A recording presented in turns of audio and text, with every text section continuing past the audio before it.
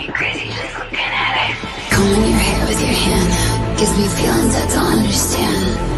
Combing your hair with your hand gives me feelings I don't understand. You do this thing when you're biting your lip, it's driving me crazy just looking at it. You know me better than I know myself. I don't wanna live in a world without you.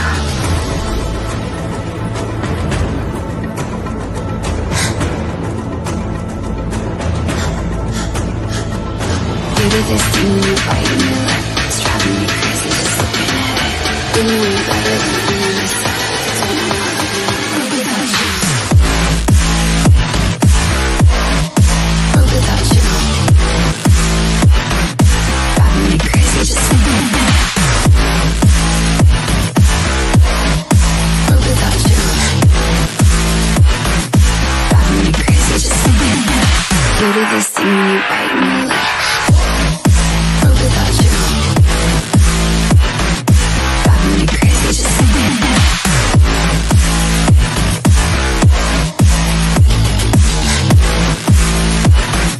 Driving me crazy just looking at it. Combing your hair with your hand gives me feelings I don't understand. Combing your hair with your hand gives me feelings I don't understand. You do this thing when you're biting your lip, it's driving me crazy just looking at it. You know me better than I know myself. I don't wanna live in a world without you. You do this thing when I'm talking to you, like everything freezes and it's just you. You do this thing when I'm talking to you, like everything freezes and it's just you. You do this thing when you're biting your lip, it's driving me crazy just looking at it. You know me better than I know myself. I don't wanna live in a world without you. Give it to me like world without you. Me crazy just looking at it. World without you. Driving me crazy just looking at it. You do this thing when you're biting your lip. World without you. Driving me crazy just looking at it.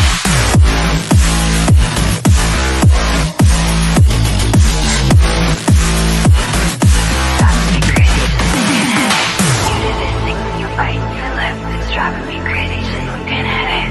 You know me better than I know myself. I don't wanna live without you.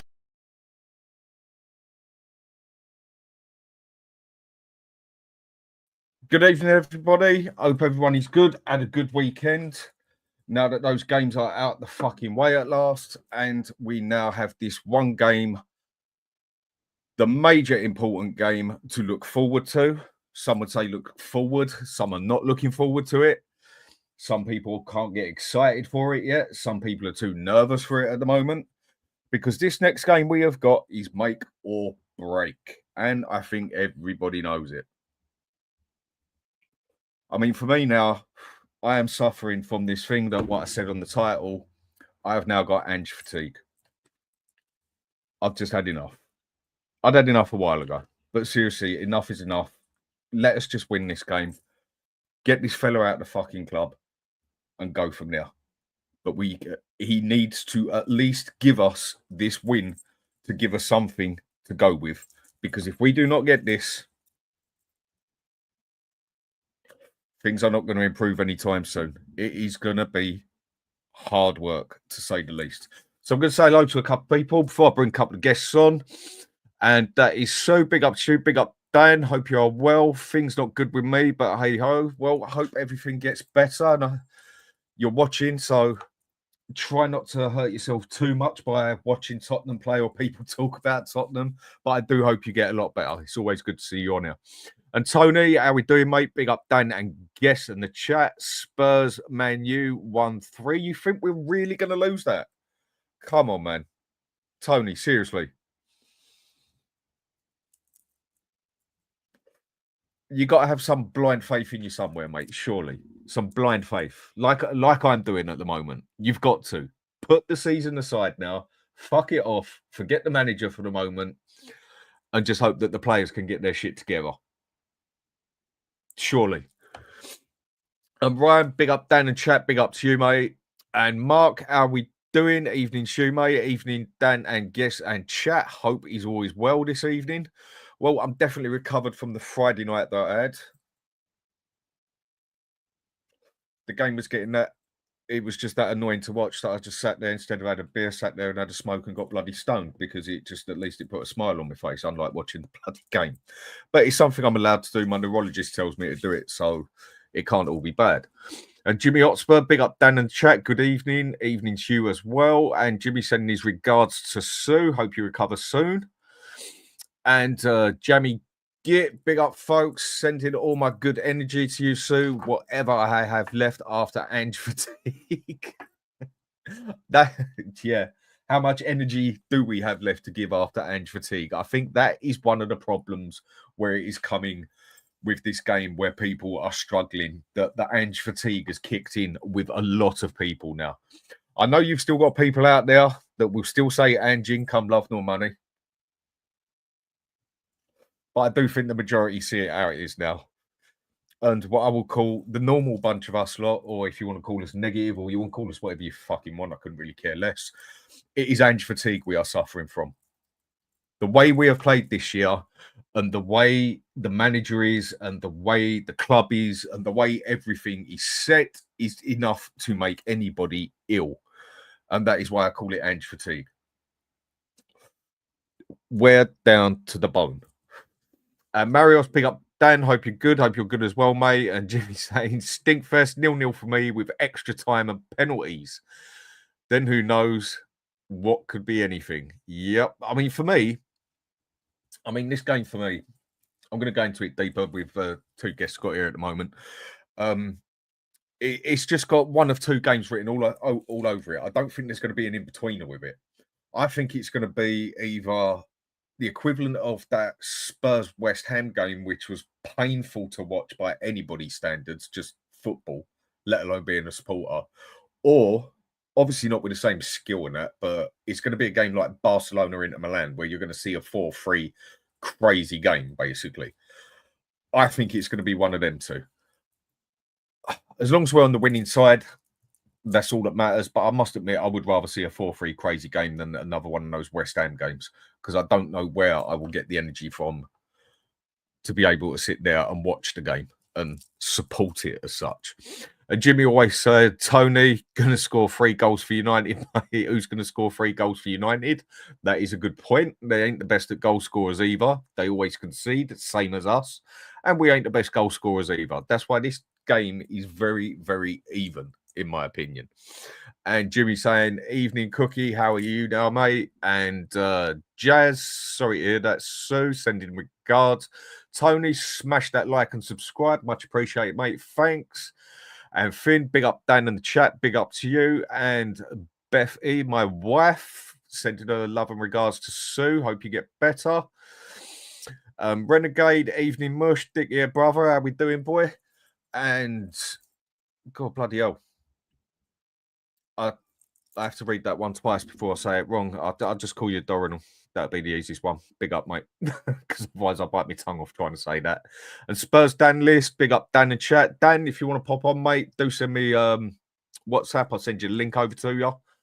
And Scott M, same with you, mate. If you want to come on, tell you what I do. I'll do this a different way, yeah? A different way to what I was going to do. Give me one moment. What I would do is, let's do this a slightly different way to what I intended. There we go. I can just do that and that and that. And there we go. There's the link for whoever does want to come on, and it's pinned at the top. So if someone does want to come on and just give your opinion on it, you know what? Fuck it. Feel free.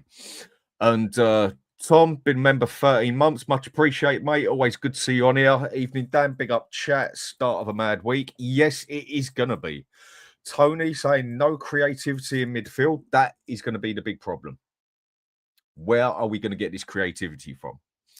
And Tom laughing, and Tony replying to Jimmy, how about Fernandez? I don't see him getting a hat-trick, mate, but he's a player we're definitely going to have to watch out for. Jeremy Gitt, it's not just the season, Dan, it's the team. Never show up for the important games. This squad is the worst in recent history, and we have lost our creative players. United know how to win. And that is one of the things with Man U, don't they? They always know how to get their shit together on that day. It's in their DNA. And that is definitely one thing that scares me. Past 2 seasons, they've won cups. They've had terrible seasons. Well, I say terrible. They've had bad seasons. This one has just been absolutely shocking by anyone's standards for either of us. But Man U in 16th, who would have predicted that one? I can't say I would have. But then who would have predicted 16th and 17th in the Europa Cup final? So then one of them is going to be in the Champions League. This whole thing is just foobarred, fucked up beyond all recognition. But the team is not that bad. To me, it's more down to the manager. It's down to the tactics. The players have to take some responsibility for this. But it seems that whenever we get played a certain different way, the players look significantly better. Or is it in other games where, like this final, I think we're going to see it that their head and heart is going to be with it. They're not going to be doing this for the manager. They're going to be doing it for themselves. Either way, whatever way they do it, as long as we win it, that's all that matters. And Brun, to be fair, United score in Europe and are unbeaten. Fair enough. But you say with that one, is this really a European game? Or is it basically just another Premier League game? Because we're playing another Premier League team. So what are we going to do with it? Is Ange going to do it? Is Ange going to do it the Premier League way he's been doing it, and we've done them 3 times with it? Or is he going to sort of go a little bit more setback for his European style of the past 2 games I'd say he's played? But technically, it is another Premier League team we're playing. So what way is he going to do it? That one, I suppose we'll just see on the day. And Jimmy Gitt, like Fox Mulder, I want to believe. Don't we all, mate? And Dave Clark, hope you're doing well, mate. Hi from Leicester. Forget the midfield. Play midfield, sorry. Play Richarlison and Solanke. Play it long. Let's play shithousery football. Get amongst them and have some Jinson picking up the pieces. And have Johnson picking up the pieces. Yep, I can go with that one as well. I think we're definitely going to have to play deeper, without a doubt, if we want any sort of chance of it getting in there. And Donald saying, I'm also fatigued by all the media and news. They are so out of touch with what fans actually want. Best example is Tell. We cannot find any better for 50 million. He has been shit. And I do say people saying he has been good. He has been fucking awful, if you ask me. So, right, I'm going to bring a couple of guests on. And here we are to the 2 guests I got with me. Got Dietrich and Ben. How are we doing, people? Not bad, how are you? Good, how are you? Until we win this. If we win this. So, let's go into this one, yeah? I mean, Ben, last time I had you on here, mate, last time I spoke to you and that, you was a very, very, very big Ange defender. Where do you stand now? I wanted it to work real bad, and I feel like Ange sort of encumbers what Tottenham is. He's not necessarily a winner. He's a bit of an underdog, and he can produce some magic. And I was hoping that would happen at Spurs. I was hoping it'd all just knit together. But where am I now? I think he's got to go. And I don't want to say that, I really don't. But I think he's got to go. I mean, for me, it maybe beg the question, if we win the Europa League, maybe. I don't know if you could make an argument for keeping him. But yeah, as it stands, I think he's got to go. Even if he wins the cup? Because there's a lot of people still saying if he wins this cup by morals and whatever else, he should stay. I mean, it's a debate, really. It's a big, big debate, because I suppose, I mean, theoretically, if we were to win it, I mean, you'd think he'd kind of deserve his chance, but then it's been so shambolic in the league, so shambolic that I don't know if you can grant him that, to be honest. Like I said, I wanted it to work so bad, I really did, but I think I'm on your. I don't think no one didn't want it to work. It's just I think a few people started sussing this out a bit earlier. And I mean, after 7 games, I called him out and said, okay, doing well so far, but you are not going to be able to play this way in the Premier League consistently. But obviously, he's a manager. He's got some experience. He will have a plan B. I couldn't have got that more wrong if I tried. And that has been his downfall, without a doubt. And so you are now agreeing that Ange has to go. Love nor money, win or lose. If not, here's the then thing. give me your reasons. Here's the thing. Right now, I'm going to say yes, he's got to go. However, after that final, and if I'm watching Heung-Min Son lift that trophy, that's going to be tough, mate. That's huge. That's a big cup to win.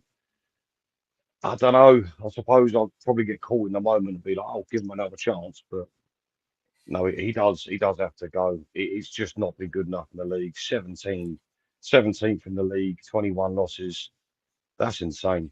That's insane. I mean, I've been a Spurs fan all my life, and I've seen the dark times. We all have, and of people of our age, and it wasn't this bad back then. I'm talking when we had players like Naradine Naybed. Do you remember him? Mm-hmm. Yeah. Back in those times, and yeah, it's just been unacceptable. I mean, the thing is, there's so many reasons to why it's been so bad this year, and say what you want. Injuries is one thing, but it's been very real. I mean, we've had for large parts of the season, 13 senior players out. And when I say senior players, I don't mean slightly on the fringe subs. I mean your first team players, the best of the best that we've got. Bar maybe, well, even Solanke got injured, didn't he? To be fair, for a month or two. Yeah, it's tough, mate. It really is, because I'm trying to calculate whether or not the injuries have really caused this, and it got to a point where the lads were just like, okay, we're just not going to bother at this point. We're not going to go any further up. We're not going to go any further down. Mathematically, we can't get relegated. Is there any point in putting any effort into the season? I mean, I suppose the way you could look at that is you are a professional footballer. You wear the shirt with pride. You crack on every game. But I don't know if maybe that came into the thoughts of the manager and the players' minds. Maybe, I don't know. Yeah, it's a tough one. Okay. Dietrich, obviously we all know your opinion on this one, but go for it. And stays or goes after the cup, win or lose. For me, look, I've always said, like, for me to back a manager, you have to win a trophy, or you're a serial winner, like Glasner, like Inzaghi, like those type of managers. And if you win the cup, I think he's accomplished one of the biggest achievements in arguably in Spurs history. As much as I hate to say it, but if he wins it, for me, I'll give him 2 years. That's how I am. You win a trophy, I'll give you 2 years. And I'll be honest with you, like, what he did in the league is unacceptable, but I've always said, I'll rather finish 17th and win a cup every year. I don't care. For me, league position is you're the 16th best team in the league. That means nothing. You don't win anything. Being in the Champions League spot, top 4, top 6, I don't care. Give me a trophy every year. And if he can do that every season, then for me, like, I'll build a statue myself for him. I mean, are you basically saying that you think we should keep him if we win this Europa? In general, in my opinion, we should keep him if he wins the cup, of course. But if you tell me we have a plan, we have a better manager, let's say Glasner, that's going to come in, then yeah, I'll be okay if we sack him. Well, but surely I don't think we're going to get a worse manager, are we? Come on. Oh yeah, don't doubt this club. Don't doubt it. But if he wins the trophy, I cannot say Ange out anymore. I'm not allowed. Because he proved me wrong, he proved you wrong, he proved everyone wrong. And do you remember when we made fun of him for saying he wins in the second season? It might be true. I mean, you know what? I mean, when it comes to morals and stuff like that, I can't say I'm a sentimental person. I've got my own morals to life. But when it comes to stuff like this, football, sport, business, whatever way you want to call it. I don't really have no morals in it. If you're good enough, you're good enough. If you're not, you're gone.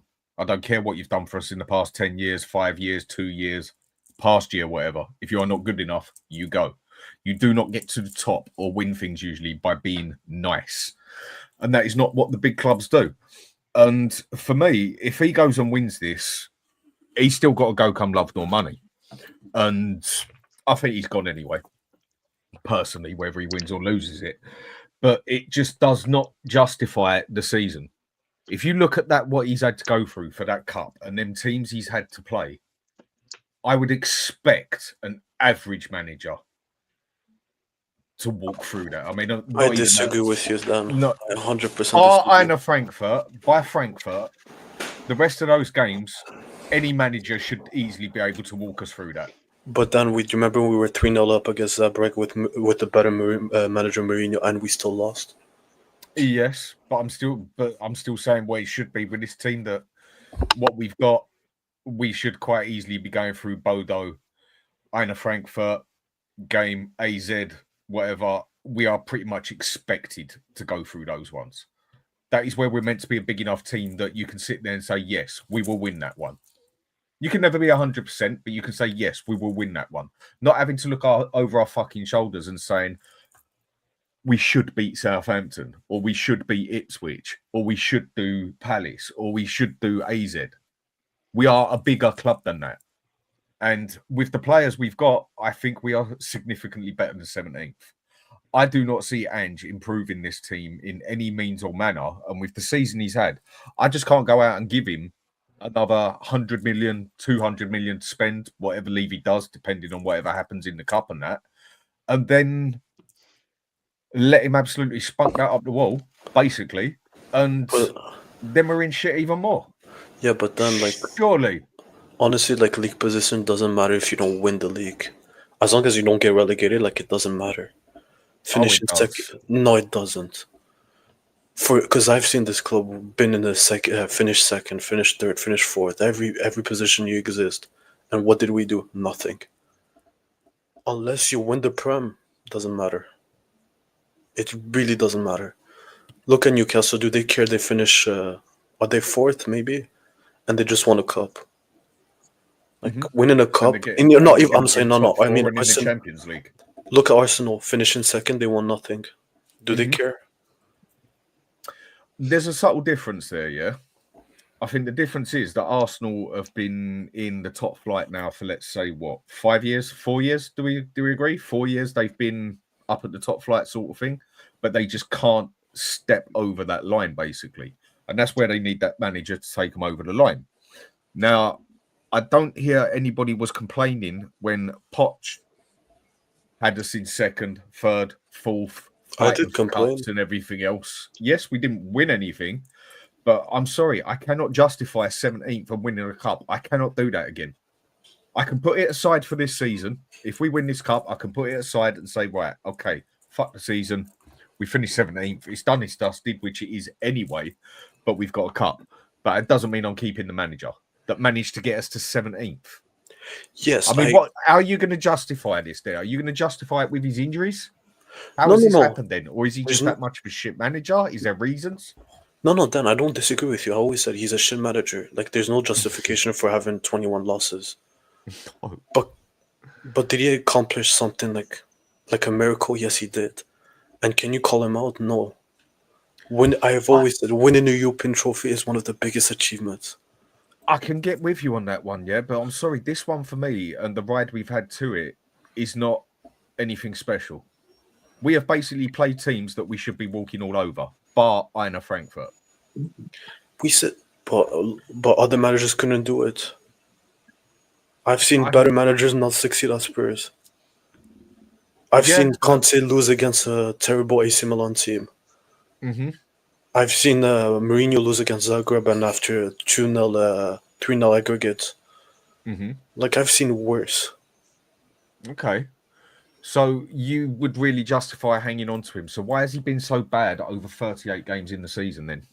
Because he's stubborn, he doesn't care about the league, and he just cares about, like, his image. That's why we lost that many games. So that is not the sort of manager we need at this club, then, is it? I don't want him to, but can I call for his head if he wins the European Cup? No. But in general, I don't want him at this club. No, not at all. I mean, like I say, I'm suffering from Ange fatigue, for God's sake, you know, and I just can't see how anyone can justify keeping him at this club, even if he wins a cup. I really can't. I mean, if we even had an idea or any sort of idea that I thought, do you know what, it's just been a complete bollocks of a season. He's won us the cup, but I had some faith that the manager, he'll get us back to 8th, 6th place sort of thing. Do you know what? I could sort of go, I just have no faith in this manager whatsoever. I do not think he's good enough for the English Premier League. Simple as that. He's Scottish Premier League at best. And last time I looked, they was ranked something like 40th in the top leagues in the world. There's a reason for that. I think any one of us four or anyone on the chat could go to bloody Celtic and win that league. He's not good enough for the Premier League. He has got to go under all circumstances, in my opinion. But you would honestly hang on to him if he wins this. No, I said I wouldn't mind having him at the club if he wins the cup. But if we sack him, I'll be the happiest person on earth. Okay. Either way, I'm happy. Oh, fair enough. Fair enough. Makes it easier. But then I'll just ask you the question straight. We win or we lose the cup. Do you want him in or out? Oh, I want him out. Either way. But can I call for his head? No. That's the only thing I'm saying. Okay, I can see where you're coming from. Fair enough. That's your opinion. I can't think that one, mate. Ryan, how we doing? Yeah, not too bad. I've just been hearing what Dietrich has been saying, and I totally disagree with everything he has to say about if we win the Europa, we have to keep him. No, we don't. We get him out of this club quicker than you can say anything else, because he's next year we'll get relegated. It's literally gonna look like that. The form table says, I agree, this year that we are bottom of the form table. So if that's what we're gonna be like after 38 games this season, and luckily there was 3 worse teams at the end of this season, thankfully, we would have been going down ourselves. And then when Dietrich says, oh, well, it doesn't matter about the league. Yes, it does. It matters about the league because that's our bread and butter, Dietrich. And I'm not trying to have a go at you here. It's your opinion. I can only attack your opinion. Do you know what I mean? I can't attack you, but I can attack your opinion. And your opinion is totally rubbish. Because the league matters. I'd rather finish second and win a trophy or finish higher up the league than winning a trophy, man. I really would. Just to make sure, it's Ryan, right? It's Ryan. Yeah. Nice to meet you, first of all. For me, league, it does. I don't care. I really don't. Finishing second, you're a loser at the end of the day. Second, third, fourth, fifth, until 70th, 20th, you're a loser at the end. I've always said, league doesn't matter if you don't win it or you don't take it seriously. And have we ever taken the league seriously? No, we haven't. Yes, we have. No, we haven't. No, because if we did, Poch would have had a better squad, a better team, a better bench if we took it seriously, but we never did. We never even bought the right players for the league. We were always a cup team. Look at Arsenal. Look at Arsenal. Arsenal would. I know most Arsenal fans will not agree with me, but if you ask them finishing in our league position, win a European trophy, or finish a second, nothing, they would take a trophy any day of the week. I can't picture Arsenal fans sitting there and accepting. They would take a European Cup. They've never won one. They would take one. Do you know what you say that European, that is possible because they are probably, well, there's no probably about it. Arsenal are the biggest underachieving, embarrassing side exactly in football when it does come to Europe, whereas we're more that embarrassing side when it comes to football in a whole sort of thing. But when it comes to Europe, they're even more embarrassing than we are. But there's a lot of people out there who said, do you know what, I'll take 15th, 17th, 15th, win a cup, whatever else and that. And then it's come to the crunch sort of thing. There's a lot of people that actually don't like it. I mean, I was one to say, yeah, I can handle if we finish 12th or something and win a cup and that. But 17th, for the sheer fact that if these bottom 3 teams weren't as shit as they are, we would have been relegated. Surely. I mean, go on, Brian. You had something else saying it. Yeah, no, it's fine. Obviously, like I was saying, like Dietrich has got his own opinion, but we would have been relegated. So I want to put this to you, to all three of you, if that's okay, Dan. I don't want to take over your show, but if that's okay to put everything towards You won't all be, three mate. of Don't you. worry about it. You won't be. Don't worry Okay. about it. If you've got a Right, question to so- ask, feel free. Basically, right, my question is if we finished 18th from, and let's just say hypothetically we had actually got relegated this season and was in the European final, would any of you have taken that? Because I tell you what, I wouldn't, right? I would rather be in the top half, have a trophy, and be in a much better position than where we are now. And the problem is with that, yeah, right? Where if we get relegated, we lose a lot of money. Okay, yes, we've lost a lot of money this year, but would anyone take that? Ryan, can I answer? I'll just answer quickly. If Yeah. you told me reach the final, and like it's either a coin toss of winning it, no, I wouldn't. But if you told me we win the trophy and we get relegated, 100% I would take it. Because for me, money. I'll tell you why. For me, money, it doesn't affect me. It doesn't affect you. It doesn't affect anyone. I don't care about the money. The money side, I don't care. I've seen the money side, and we have not achieved nothing with it. Either way, even if we get relegated, we'll still get the concept. We'll still get everything. I want trophy come first for me. League position couldn't care less. No, that relegated one. I mean, it's sort of like I mean, it's not going to happen this year as such, but I can't. I just could not picture anybody accepting relegation for a trophy. I mean, I know we are desperate at Spurs, but surely Dietrich's, we ain't that fucking bad. Come on. I am. Wow. I am. If I was Man City, I would tell you no. But I've never seen any my captain lift his. I've never seen the armpits of my captain lifting a cup. Fair enough. I mean, Ben, what do you think on what you said there? But you know what? Funny enough, I actually agree, except for that last statement with Dietrich. I think what he's saying makes a lot of sense. I mean, the whole relegation thing, I ain't so sure about that, Dietrich. If I'm brutally honest with you, mate, no chance. No chance. But he has got a point. We don't take the league seriously, and he's right, we never have. We never have. And I think the Pochettino era sort of proves that, really. I mean, you get to a Champions League final, you're flying in the league, and we didn't spend a penny for, what was it, 2 seasons, 2 years? Am I right? About a year and a half, wasn't it? Something like that. Year and a half. Okay, fair enough. I just think, us as fans are still up in the air because half of us are desperate for trophies, half of us are desperate to maintain that league form, because we're always in and amongst it. I mean, we're meant to be a top 6 team. We're meant to. We're meant to be. I know we don't act like it or be like it, whatever, and that, yeah, but we're like the 7th. It keeps changing between 7th and 9th, so I'm just going to say 7th richest club in the fucking world, for God's sake. And we're talking about accepting 17th. It don't count for nothing, mate. It don't count for nothing. It does not count for anything. I mean, since when have we ever been a team that really goes through? I mean, if you ask me, my biggest gripe with Spurs, and it's always been this, especially Mr. Levy, is we've never bought that guy. And what I mean by that guy is, people might not agree with me on this one, but one of the most recent ones, Bruno Fernandes.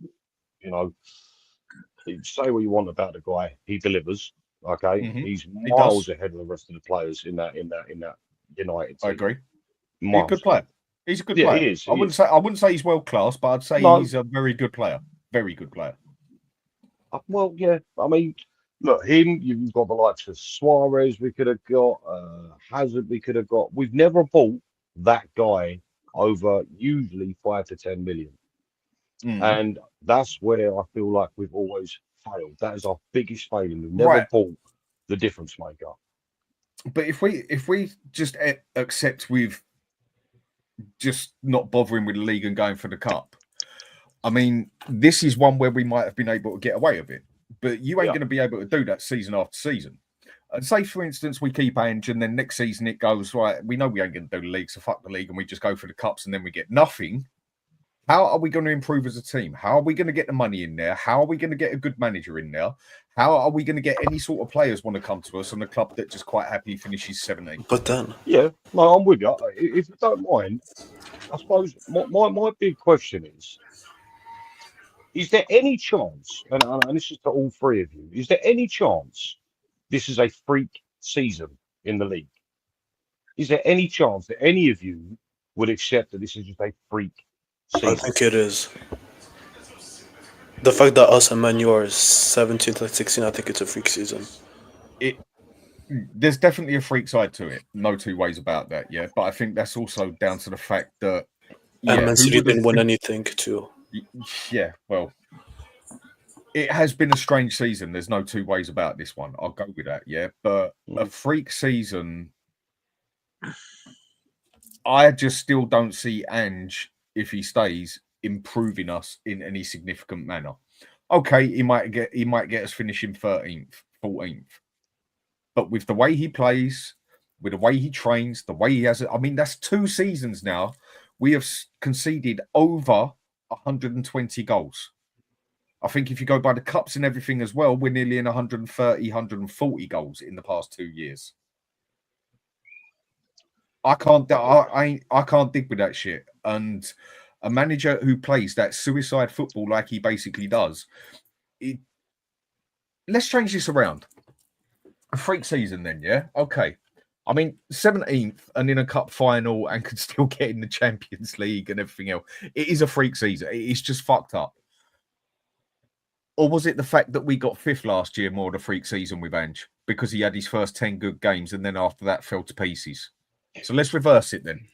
Oh, well, look, do you know what? With Ange, well, what is our biggest problems with Ange? Right, so he makes both of his wing backs invert, both of them, rather than the Pep style, which is just the one.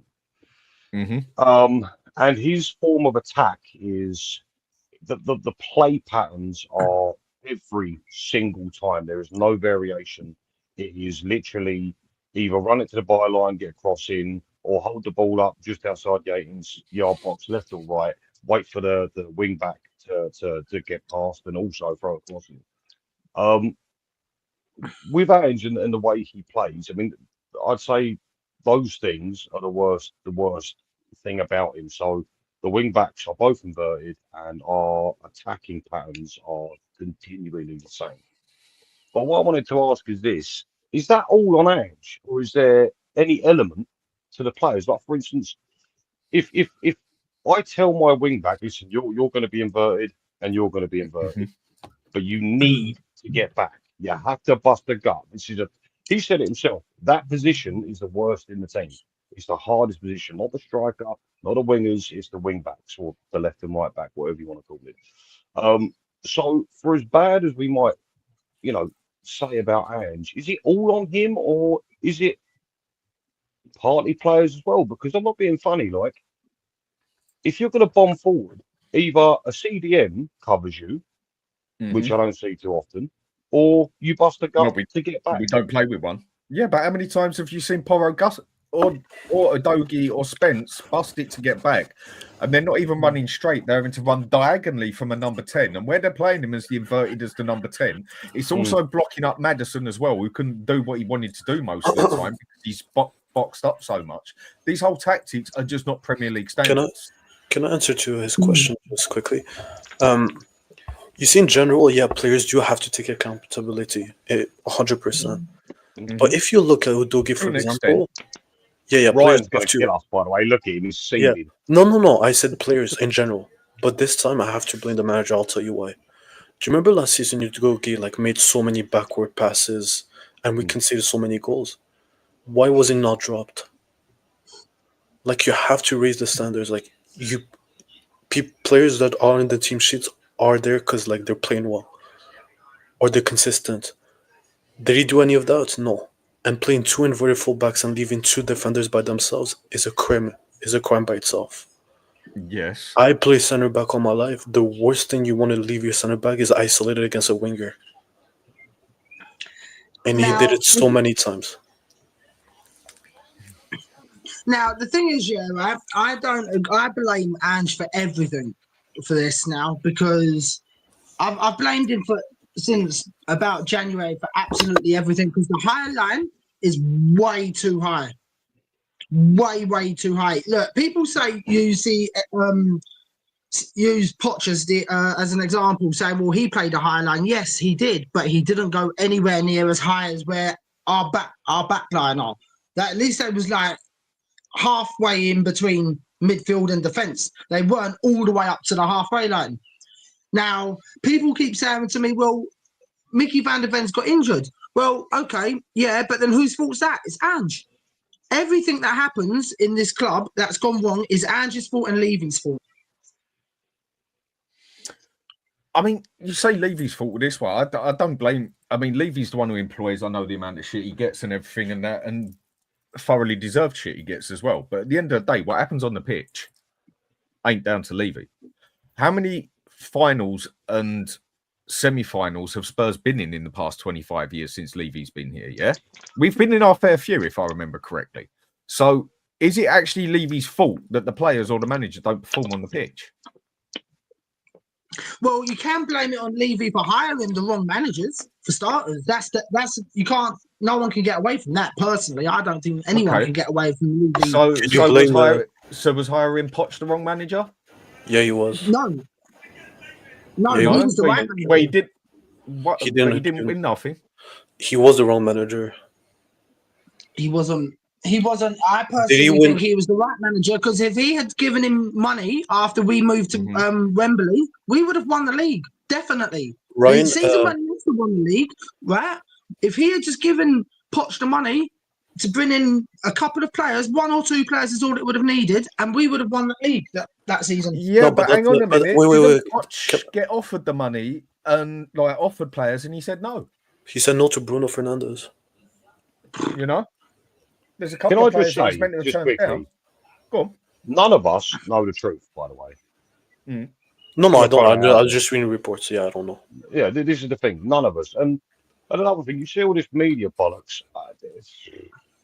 Where are they hearing this sort of stuff from? Like, you really don't know whether it's Levy's fault or if it's Poch's fault or whatever it may be. But a minute ago, Roy said, it is on Ange. I mean, the thing is, could it be Levy?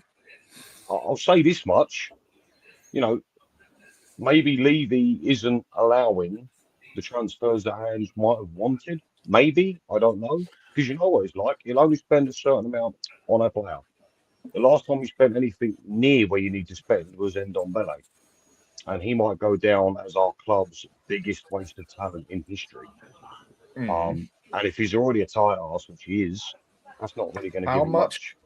How much have we actually spent with Ange then? 400 million? This is the problem, right? We all say, we don't spend the money, we don't spend the money. If you actually look at it, we do spend the money, but it's 30 million there, 40 million there, 30 million there, 20 million there. Why don't we just go and get a couple big boys? Like just for once, one season. I don't care if it's one world-class player per window for 1 year. What would be the problem doing that? I think that's what we need to do. I think that'd be the difference. But we've been saying that for a long time. We need to go for quantity over quality. Well, we need to go for quality over quantity. What we always seem to go for is quantity. Just to add one more thing, I don't think the price tag matters. Because if you look, for example, Milinkovic for 13 million, that would be an excellent buy. Like, those are the kind of players I want to see. I don't care about the number. Give me the right scouting and the right players. I can give you at least 6 players, and everything, and the transfer fee will be under 100 million, and they will all get in the 11 this year. Price tag doesn't matter; it's the scouting. And can I blame Ange? Yes, because he decided to buy Brennan Johnson, not the club. He decided to go buy Solanke. Like, he even said Solanke was his first choice. Like, none of us will name Solanke as the top 10 strikers in the league. Okay, so Maz, how we doing? You all right? Yeah, good mate. I was listening to the conversation and I thought I'd come on because I've been listening. Can't hold it back. No, it's not that. It's certainly in the last 2-3 weeks I've been hearing the question that, would you rather take 17th and win a cup or would you rather be competing for, top 4 or something like that, right? And you hear that all the time because that gets used as a mechanism to effectively divert and effectively say that, most of you fans thought that you were saying off the cuff that we will, I'll take relegation and win a cup, or I'll take 15th and win a cup. And now that you're there, you're all complaining about it, and you want Ange out rather than backing him. And that it's been playing on my mind for the last 2-3 weeks because I think that the problem with that type of question is that it's a false dichotomy, because it supposes that, it presupposes that there's no other outcomes other than challenging for the top 4 or being 15th and winning the cup. And that question in itself is a bad question, because the problem with where we are now is that the whole season has been a failure, in the sense that the recruitment's been a failure, the coach has failed, the players have failed, the medical staff have failed. Every aspect of Tottenham Hotspur has been a failure up until this point. Now, winning the cup is a good outcome for that very narrow specific event, right? That happens. But that's not long-term success. That's not the whole team aiming to finish as high as they can in the table and sustaining that success over a long period of time, which is why it's such a bad question. Because as a club, what you want to do is constantly aim upward, right? Constantly win, constantly achieve, constantly get better players. And then you hope with that level of consistency, you win a cup, right? Or a league. But when you stop posing the question, right? I will take 15th in the club over, let's say, challenging for the top 4. It's wrong, because you're basically saying you've got a binary option, either finish top 4 or finish lower and win a cup. If you can guarantee you're going to finish lower and win a cup every season, then you'll take that, right? Because in 10 years, you'll be the most successful team in England, because you'll be sweeping up all the cups. But it's not as straightforward as that. Football isn't binary like that, which is why it's such a stupid question to begin with. So I just wanted to...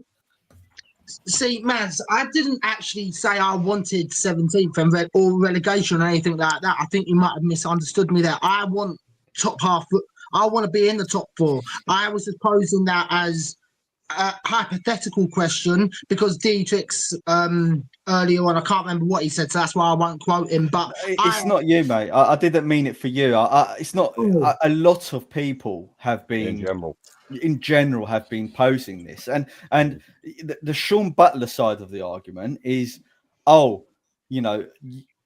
lot of you guys were saying you'll take relegation and win a cup, right? As to sort of mitigate all of the crap that Daniel Levy and the manager and stuff have done throughout the season, and that's absolute nonsense, because no one could have predicted how shit this season was going to be, and no one could have predicted that we would actually finish 17th and would reach a European Cup final, because there's been better managers, better players, right, that have tried to do that have done much better than Ange and achieved, in terms of reaching finals, have achieved less. So it's I've got a big problem with the framing of the question, because it leads us, the people here now in this panel, down this binary path of finishing 17th and winning a cup, which we haven't won yet, by the way. So this could all be nonsense by Thursday. Very much. Right? True. Or finishing in the top 4. Now, I got posed this question by Sim from We Are Tottenham TV, and he said to me, what would you do? Finish 17th to win a cup or finish top 4? And I said to him, I'd rather to finish top 4. Not because I don't want a cup. I want a cup more than anyone. I've been whinging about it for the last 20 years, right?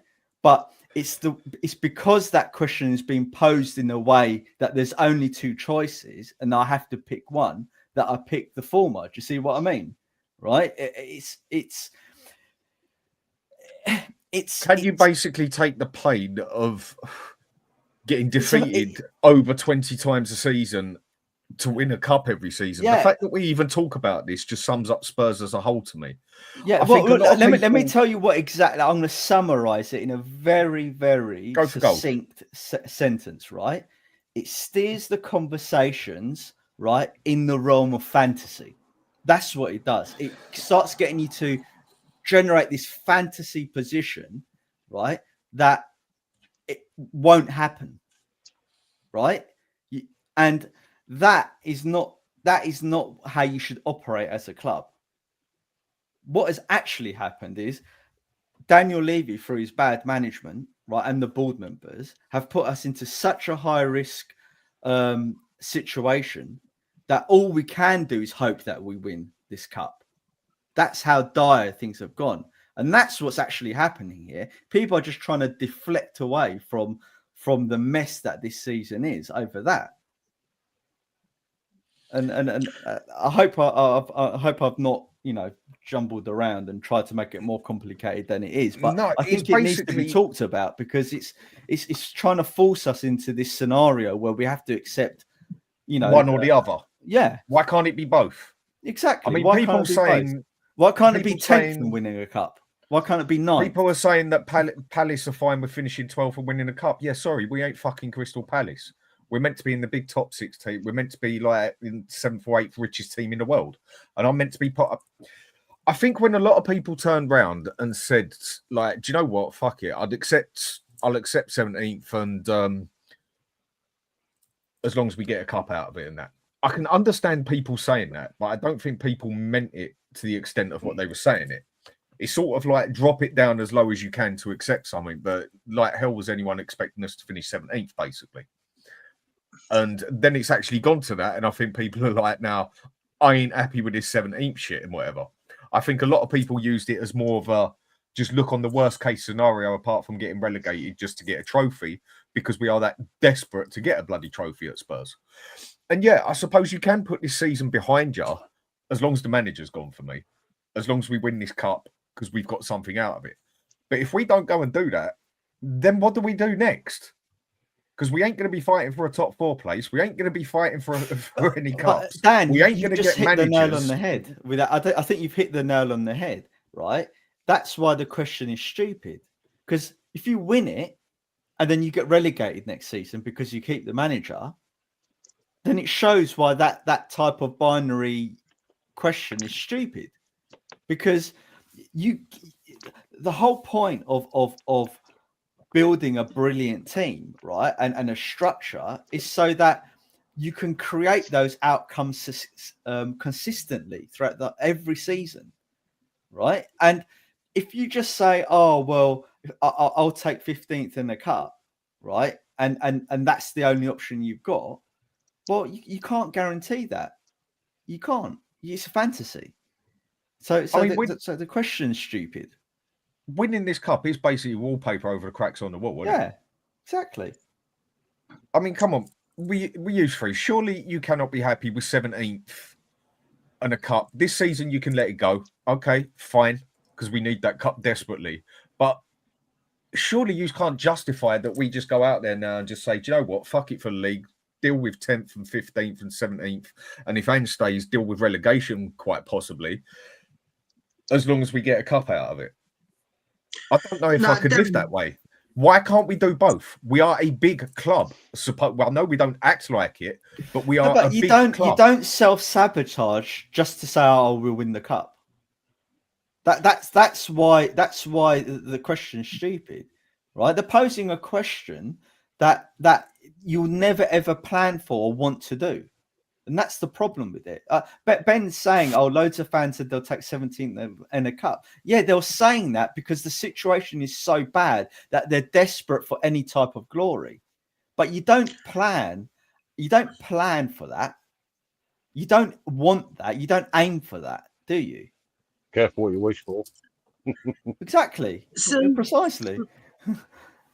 See, Dan, this is the thing, right? I said at the beginning of the season, yeah, I said at the beginning of the season that we'd finish 7th. And that's where if like let's put it like this: if we'd finished 7th and got into this Europa League final, I would have been like, hey, cool. But at the end of the day, I've wanted Ange out for a very, very long time.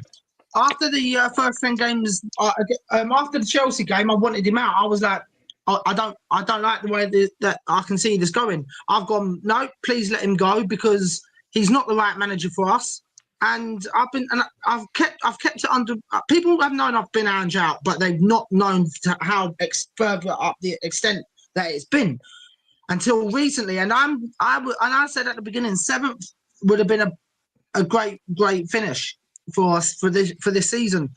The only problem is I never would have thought that we would have got to a Europa Cup final. But at the same time, if only we had finished 7th and been in the final, I would have been happy with that this season because the way that Ange plays his style of football. I mean, so are people now in this much of a fight that it's either got to be one or the other, basically? Okay, here's a question. Here's a question to everyone on the panel, right? Next year, we'll finish 4th or another 17th in the trophy. FA Cup, let's say an FA Cup. 17th in a trophy. There you go. No. I would take 17th in a trophy. Exactly. So you got Dietrich saying he will take the cup, and you got 2 other. Sorry, guys, I don't recall your names, right? Saying that they'll take top 4, and that shows why that type of question is stupid, right? Because you don't plan to finish 17th to win a trophy, right? Yeah, of course, it's fantasy. Yeah, exactly. But I always said, like, for me, the barometer of football is trophies. For me, league position doesn't matter. I just care about trophies. That I agree. That I agree. Because we're so deprived of success and winning cups that we'll take winning a trophy near enough every single time if you're given the option. Yeah. That's why I would want top 4 on cups. Personally, I would take top 4 each season on cups. That's the way that I'd love it to be, but unfortunately, Tottenham don't work like that, and we're all going through hell every single season because Levy doesn't spend the money properly. Ryan, let me ask you a question. You say you want to finish. Oh, sorry. You say you want to finish 4th. What do you gain from finishing 4th? You as a fan. I'm not saying the club. I'm saying you. Well, well, first of all, we're winning more games, but I also said I wanted cups as well as finishing 4th. So no, I'm saying, I'm saying, but this is my point. I've seen this club finishing 4th. I've seen everything. I'm sick and tired of it. I want to see cups. This is why I'm saying these things. 4th doesn't matter. Like, okay, you're gonna play in the Champions League. So what? You're not gonna win it. You're gonna get embarrassed by Real Madrid or probably Inter Milan. It doesn't matter. Especially if we play Ange's tactics. Especially with Ange's tactics and the players we have at the moment. Right. That is so. If we win that Europa, then Ange needs to go. No. Either way, I want him. I want him out. But I know this club is not going to do the right decision after Ange. I know. I think he's gone personally. He's gone. I think he's gone. Yeah, but I mean, I think this just about shows it everything on how weak this fan base is in every which way, that it's so split and divided and everything.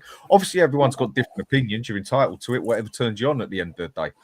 But I cannot go through season of fighting relegation, basically.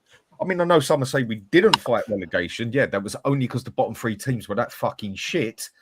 On when we went through a list the other day, out of the points we have got, we're going to basically have like the equivalent of, if we're lucky, what is it, 1 point a game? I think what is the most we can get now? 41? Exactly. You know what it is? It's that I think the thinking when people speak about what we're chatting about is that it's basically asking you to choose between short-term success and long-term success as if they're mutually exclusive, right? What you should be doing, what Daniel Levy should have done, and he was sort of doing it under Pochettino, right? And he had the opportunity to do it under Jose/Conte, right? Is build a structure for both to be possible. You have short-term success and you're building for long-term success, which is what Liverpool do, right? And what Man City have done, and what other big clubs have done. Because I'll say one thing quickly, and I know Ian wants to speak. Do you remember the season when Leicester won it? We finished third, if I'm not mistaken. Third, yeah, and we crumbled towards the end. Like if Daniel Levy was such a serious chairman, he would have sacked what's his name, Pochettino, and got a serial winner to get us over the line, but he didn't. This is why I want us to win a trophy, because we don't take things seriously. We don't take the cup seriously. We don't take anything seriously. You know what? And- You said. Go on, Yeah. no, finish what No, you're no. going to say. No, No, that's it. I'm Go done. on. I'm done. No, I'm done. That is a point, isn't it? Like, if he was that much of a winner, and we obviously had the best team in the league, and you could say Poch fucked it up to an extent that we He did not did. win that league because we should have.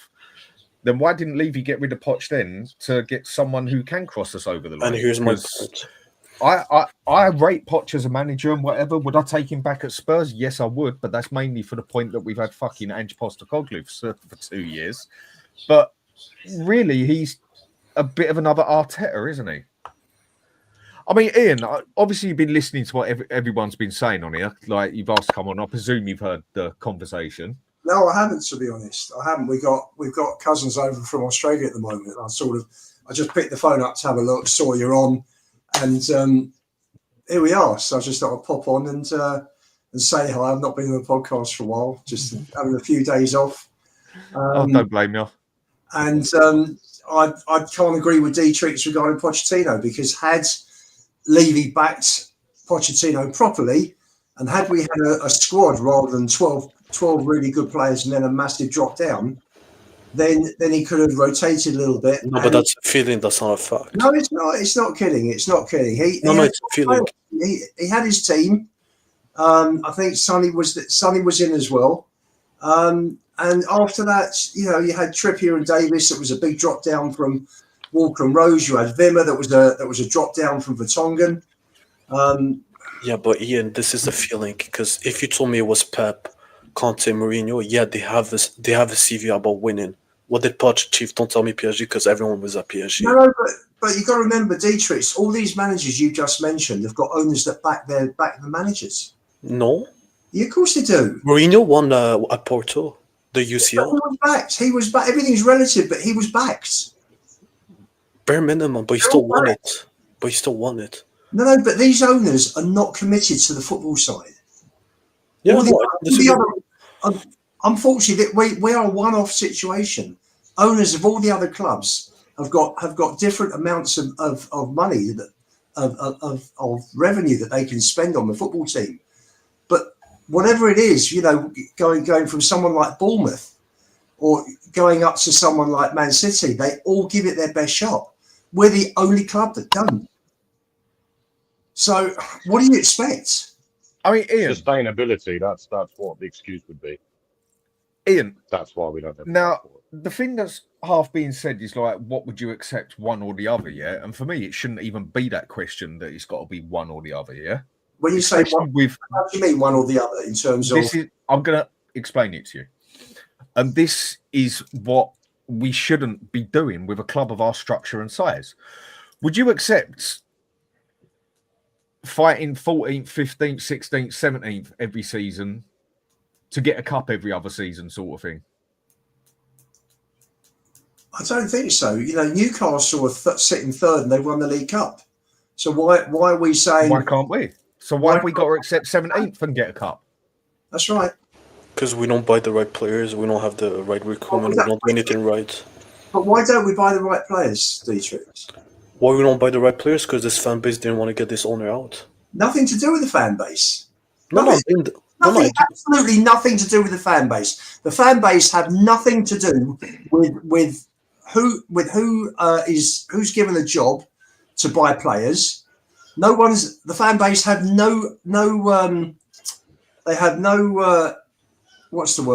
influence in who Levy picks as manager, in who Levy picks as director of football, in who Levy picks of chief of football operations, which is currently Munn. The fans have no influence whatsoever. Levy can't stand the fans. Let's get this clear right now. He has no respect whatsoever for the fans. We're not even called fans. We're called but Ian. So please, let's not talk about, it's the fans' fault. It's nothing to do with No. I don't blame the people here. I don't blame the people here. I blame the other 50,000. Why? The fans. The same. No. Tell you why. It's nothing to do with No. They don't decide. If there were 50,000 fans screaming "Leave me out," he wouldn't give a shit. No. Realise that he doesn't care. Yeah, but then when we have fans, I'm not blaming you. Fans that accept Solanke, that accept Solanke, that accept the Archie Grace, that accept this. That's It not gets true. annoying. When you say, if you had a that's my stadium point. full of people remonstrating against the owners and the board and Yeah. making the place toxic, We will never buy those players. change how they act. Otherwise, what's the point of us protesting? listen, it's down to the manager and the recruitment team who, the players are bought. The problem is that, number one, you'd never see Tottenham go and buy a Declan Rice for 105 million, or a Grealish for 100, or Nunes, or It's 100% the fans' fault. you wouldn't have it a Van Dijk for 75 million. You wouldn't see this club buying those players. So, all right, guys. Okay, guys, to tell the truth, right? Ian, number one, when you say Anyway, you're right, Eugene. How you doing, mate? Hi, guys. Nice meeting all you guys. It's 4-3. Going to be Nice to meet you, Eugene. Yeah. Nice to see you again, Mass. Evening, mate. And big up to Lubo. D-Trix, my brother. I see you removed the word. I think you removed the word Kane, right? He won a trophy, so he achieved what it's all about, winning trophy. And the guy on the far end there, first time meeting you, I don't know what's your name. Ben.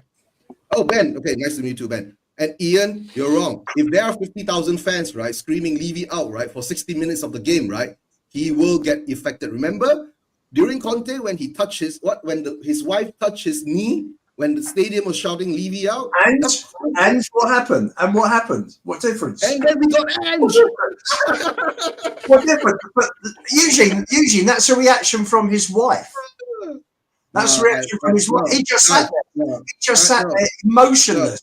Guys, I'm coming on to Dan's stream, especially for this message. Fuck all that. We're in the final, right? We should be talking. How are we going to smash Manchester United? Right? Well, that is the next bit I'm going to get to. Yeah, we have to do that, right? We have to stop bashing our players, bashing our manager, giving all this shit going out there. No, then they need to stop fucking losing, Eugene. Bro, that's why we got one more game. We wanted to win this one game. You get what I'm saying? Well, we'll back them on the night then. What does it mean we can't bloody talk about it now, does it? If they really cared about how much we were talking about them, they would have got their ass into gear. Remember what Glasner said? Glasner said, right, when we lost that first 8 games until we played Spurs and we won that game, right, instead of kicking them, we should have hugged them.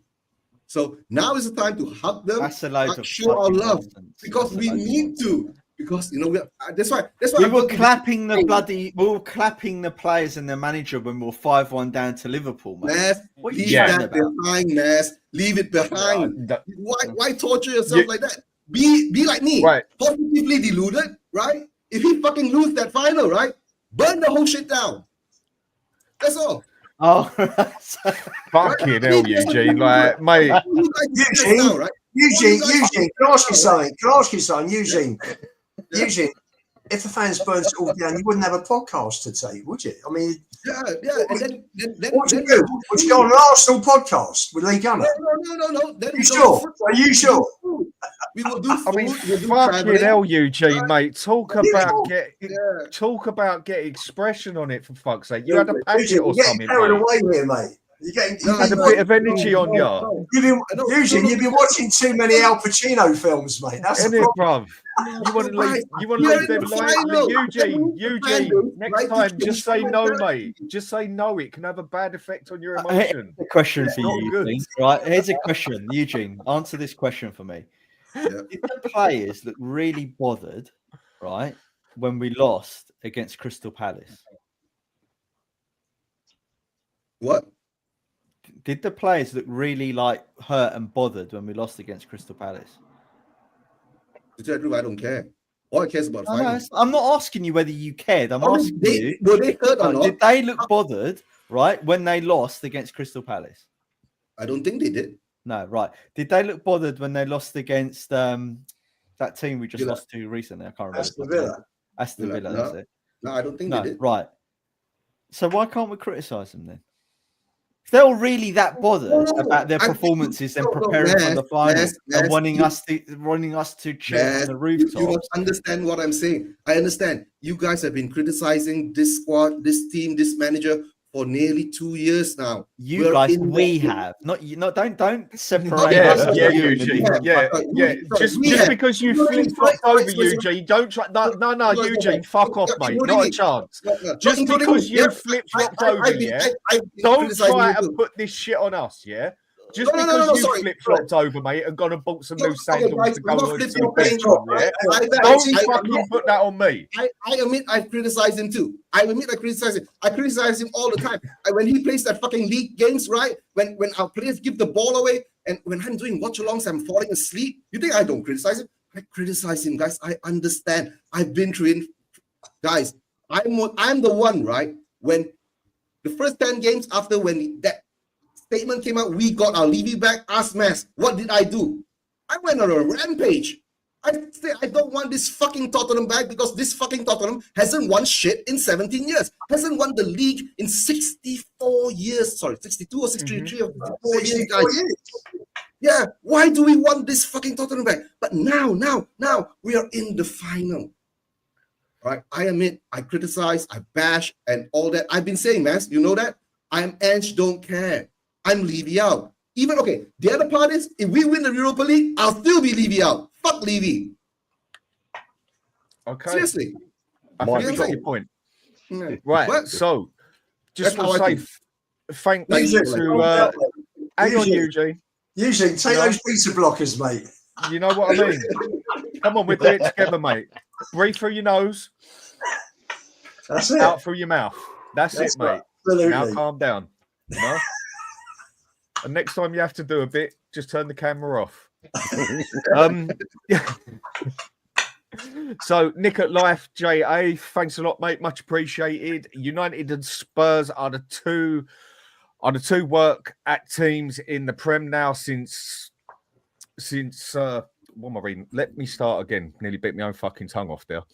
United and Spurs are the two worst teams in the Prem now since the three teams got relegated. Question for the panel. Can they realistically get relegated in 2026? Now, I'll go with that one first. On that, do I see that realistically happening with Man U? No. Do I see that realistically happening with Spurs? If we hang on to Ange, I think he is more than capable of getting us relegation. Can I go quickly? I'll never forget when fans said we're too good to be relegated. And remember when me and you, Dan, we used to say like relegation's around the corner. Mm-hmm. Even if we sack him, we can still get relegated next year. Ange or not, it doesn't matter.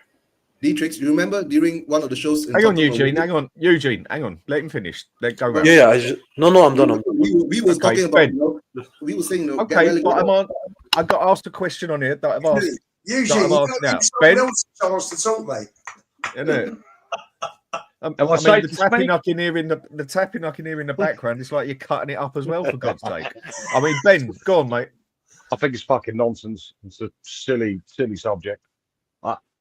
I don't think it's possible. I really don't. I think it's ridiculous. I wouldn't say. Listen, I'm not with the rest of the fans. I don't think we're a big club. I don't think we ever have been. I think we've always been mid-tier.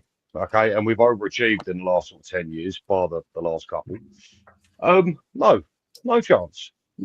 There's too much money and too much talent in this team to get relegated. Surely, listen, this has just been a freak season. All right, this will never happen. I'd like to think this will never happen again. Okay, we have been consistent for years, and I suppose the question I wanted to ask you guys was, if we didn't get all those injuries, where would we have finished? Like, I don't agree, mate. Sorry to interrupt you. I don't agree because certainly myself and a few others, I predicted that this second season was going to be one of the worst seasons we're ever going to see under this manager. And I was banging on about it all of last season. Why? Because when you have a manager that constantly contradicts himself from the moment he came to the club, right? And that contradiction and that lack of that effectively lies permeate through the squad and the club, because they don't then believe in him and his vision, right? And then when you start putting an us against them mentality, but the us against them is him versus everyone else, the players, the fans, and everyone else, how are you meant to build a cohesive unit between him, the players, and the fans to all gear towards winning? It was predictable that it was all going to go to rubbish. And forget about like what I'm saying. Just look at his stats. If you exclude those 10 games from the first season and you look at the last 28 games after that, we were something like 16th in the form table. After 12th. 12th. Last 28 games. If the league had started from Chelsea when we lost 4-1 and finished with Sheffield United, we'd have finished 12th. Yeah.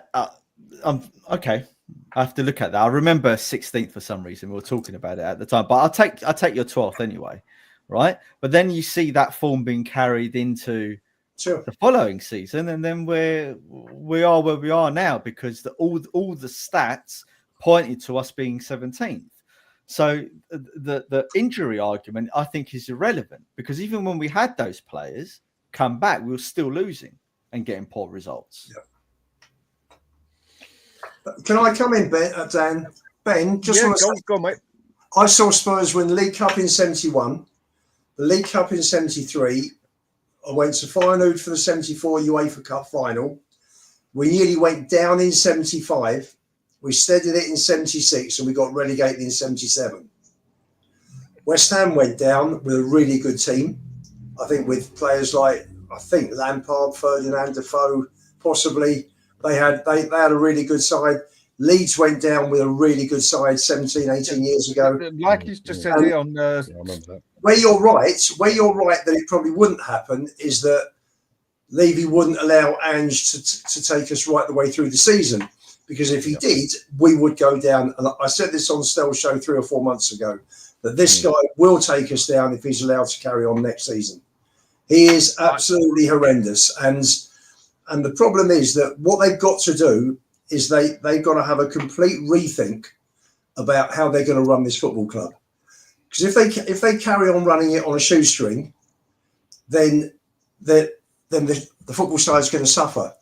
And the revenue stream for the football is still bigger than the revenue stream for non-footballing activities. Mm-hmm. So your 30 activities, all your concerts and boxing and rugby and all of that, the revenue and the profit they make, I don't think, I haven't seen it broken down, but based on the last set of figures that I've seen, they are not as big as the football side.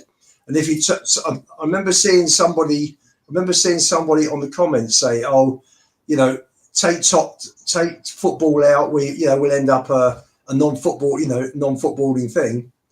If we did, Levy couldn't pay those debts, couldn't pay the mortgage on the grounds, plus all the debts for all the transfers that come to about 240 million that we owe, on amortized transfers. So they've got to look at this in a really serious way, because strange position. We're looking at a final in 3 days' time, and it's either going to be our worst season for 20 years.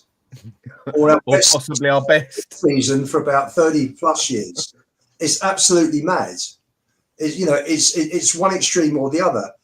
If we do lose, you come away and where I've seen a couple of people commenting in the last 5 minutes. So it's meaningless. This is not meaningless, guys, because if we don't have European football next year, we're falling further and further behind the other clubs.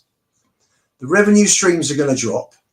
Players are not going to want to come to Spurs because it's because it's 17 or stay because it's 17 years since we won a trophy, and all these players, they're not short of money. All these boys that are coming in, they're not short of money. You know, they're not going to the food bank next week if they don't get a move to Tottenham.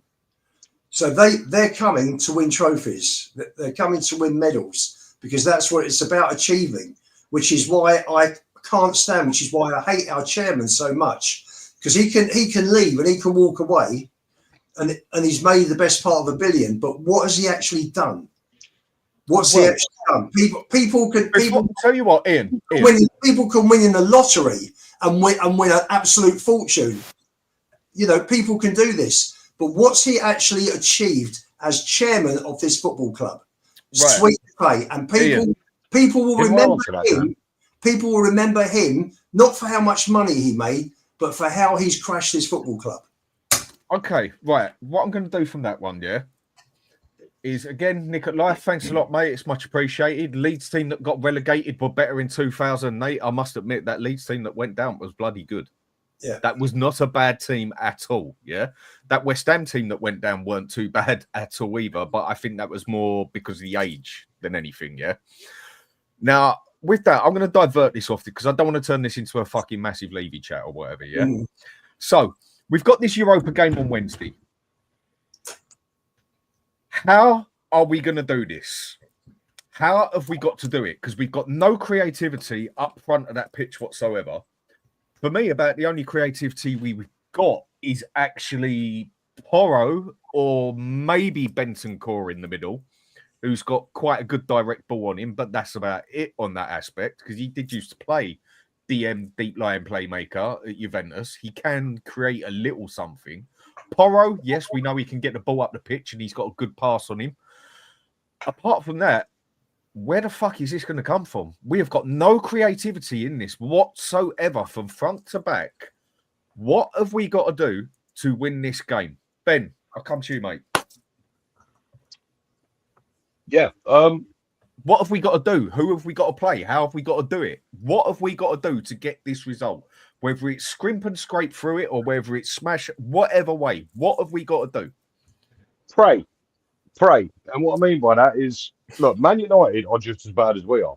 Just as bad as we are. They've got, 5 major injuries at the moment, I think. They've got, Dalot out, De Ligt out, Xerxes out. I know Xerxes is not great, but he's better than Højlund. They're missing a lot of big key players for their style and their system. What do we have to do? Pray. As far as the creativity goes, apparently, I don't know how much bullshit this is, but has anyone heard the rumours about Bergvall by any chance? Back in training. Back in training. Apparently so. So I mean, heard. I'm not being funny. If he is fit, which I doubt, but if he is fit, because he was in some sort of photo shoot that was for the team that was taking part in the game. That's right. Apparently, Yeah. Somewhere along the lines. Anyway, I mean, even if he is fit, I think it'd be ridiculous. He hasn't played in weeks. It'd be a terrible idea. But anyway, creativity in midfield. Look, I think what you need to do in midfield is win every second ball. That has to be first and foremost in that midfield, because there is no creativity there. You know, Bentancur, he's not great. I feel like Bissouma is used wrong. I feel like he's used way too deep. If you watch Bissouma at Brighton, he was fantastic at going forward, and he could bang some shots as well. But yeah, I just playing feel the like wrong way. Well, yeah, pretty much. I just feel like with the midfield as it is, I'd imagine, and I'm assuming you'll agree, it's going to be Bentancur, Bissouma, and Sarr. Is that what we're going for here? Well, it depends. Well, I think we're going to play a 4-2-3-1. But what do you think? Who do you think's got to play? What have we got to do? I mean, it's all good sitting there praying. I mean, fucking hell, we're all going to be sitting there praying, yeah. But what have we got to do to pull this off? Can I give you a suggestion? I believe we should play 3 at the back, but I know it's not going to happen. We won't change formation. No way. No, that's not happening. Do you know what I would do? Like defense, I know it's going to stay the same way, but in midfield, I would do this: Bentancur, Bissouma, and I would play Solanke as a number 10 for this game, and I play Richie up top. So now we play like, let's say, with 2 strikers, and you have two holding midfielders that are gonna focus on isolating Bruno Fernandes. That's what I'm gonna do, and have Odegaard on the left and Brennan Johnson on the right, because we don't have it. I think the back line talks itself. Yeah, talks we, itself. We all know who's we're go safe there. Yeah, But I And would in the keep middle- Richie up top just to be a nuisance for the defense, and have Solanke as the number like false 9, number 10-ish. Mm-hmm. You know what needs to happen, really and truly? Effort. That's all. That is all. Play like it is your last game. That's it. Because really and truly, it's about, this game, tactics, all that bollocks. It's about who wants it the most. And when you're winning those second balls, when you're busting the gut to get into the box, busting the gut to get back, that's where it really counts. So you say that about, what could we do? It's just effort. Play like it is your last game.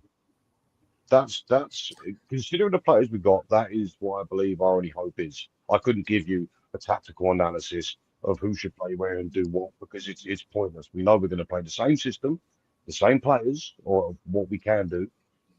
I just feel like it is completely down to effort and who wants it the most. I mean, guys, the way there's another way, guys. We have to think out of the box. You know what I'm saying? We have to do something out of the box, like maybe sending them some moldy pizza and hope they all eat it, and then they get diarrhea and they can't play the game, right? And that's one of the thing out of the box. But like what you all say is very true. The back four speaks for itself. I don't think that will change. In the middle, right? I was thinking something more drastic instead of playing Son, right, as a 10, or maybe put Mikey Moore in there. Mix it up, and the combination of whether you want Mikey Moore ain't ready for this stuff yet. He ain't ready. It's either if you want to fit them all in, you have to put Son as a 10, Bentancur and Bissouma as the holding. Right? Son and is then, not match fit. He's not match fit. I know it's not match fit. And Mikey Moore is not ready. Like, I know Ian loves him, and I Archie Gray. want to tell you, Dietrich, I didn't see the Villa game. But I'm told that Moore didn't make it. He didn't shine out like You didn't even know he was on the pitch, let alone I shine. wanted him to. If he's not ready, he's not ready. He's a 17-year-old kid. Exactly. I think you've seen what he's going to do already. Although I do have doubts that Ange actually knows what he's doing, so I could well be wrong. But I've seen you. I think that he's going to play Odegaard in that 10 role. That's why I played him. Odegaard is the worst number. Guys, do you think that he'll play 4-4-2 like the first half against Villa? That's what I would do. I would play 4-4-2. I think that's a bad idea as well, because you're relying on them doing something that they've not been. No, exactly. For the whole season. Right. See, I hope. Against the Villa, right? Yeah, I hope. My first hope is that he stops the inverted nonsense. Yes. For the final, I think that's number one. My second hope is that he plays effectively 2 or 3 defensive midfielders, and we just counter-attack the whole game. But we counter-attack with Udogie and Porro as much as we can, knowing that midfield is going to be covering our back two.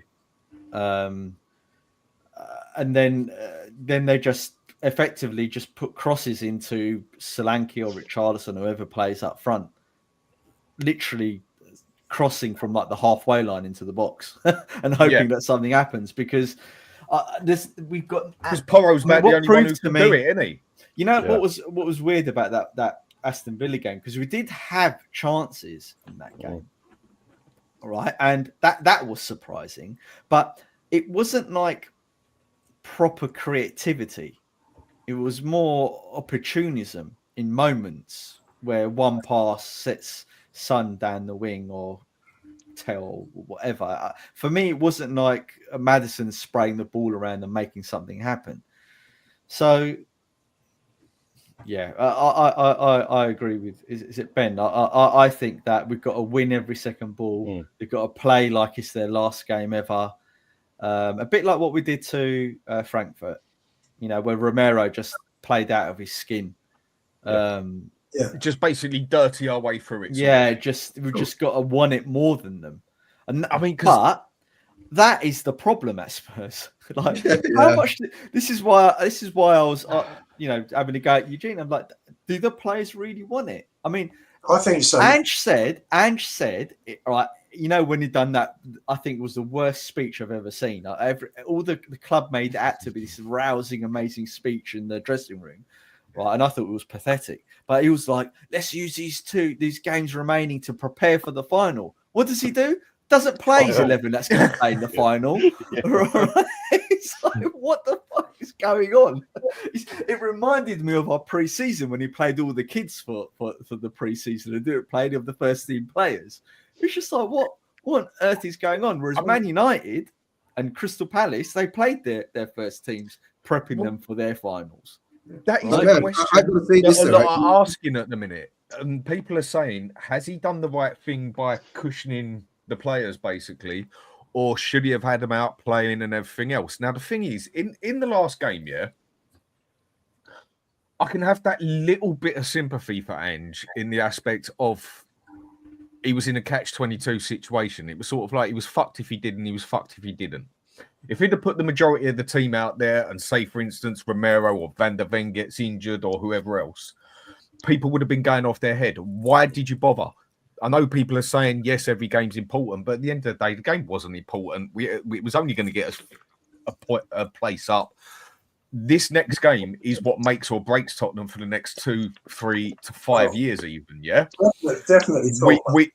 We all want to win the games, yeah. But if you want to put it on important, that game was it's another game. This one is the game that can make or break Tottenham for the next up to 5 years, in my opinion. Yeah. But then he also goes and cushions the players and everything, wraps them up in cotton wool and that. Now, there's the difference between being fit and match fit, isn't there? Two total different things. Are the players even match fit now where they haven't played for 2 games or they've played for like 5 minutes here or there sort of thing? I think he was a bit screwed if he did and screwed if he didn't. Well, I think he should have gone more in the middle sort of thing. Here's a question for you, Dan. Let me ask this question because I would love to hear everyone's opinion on this. Do you think, right, that Poch, Jose or Conte would have done what Ange done in not playing any of his starting 11? No. Like he done. No. Right.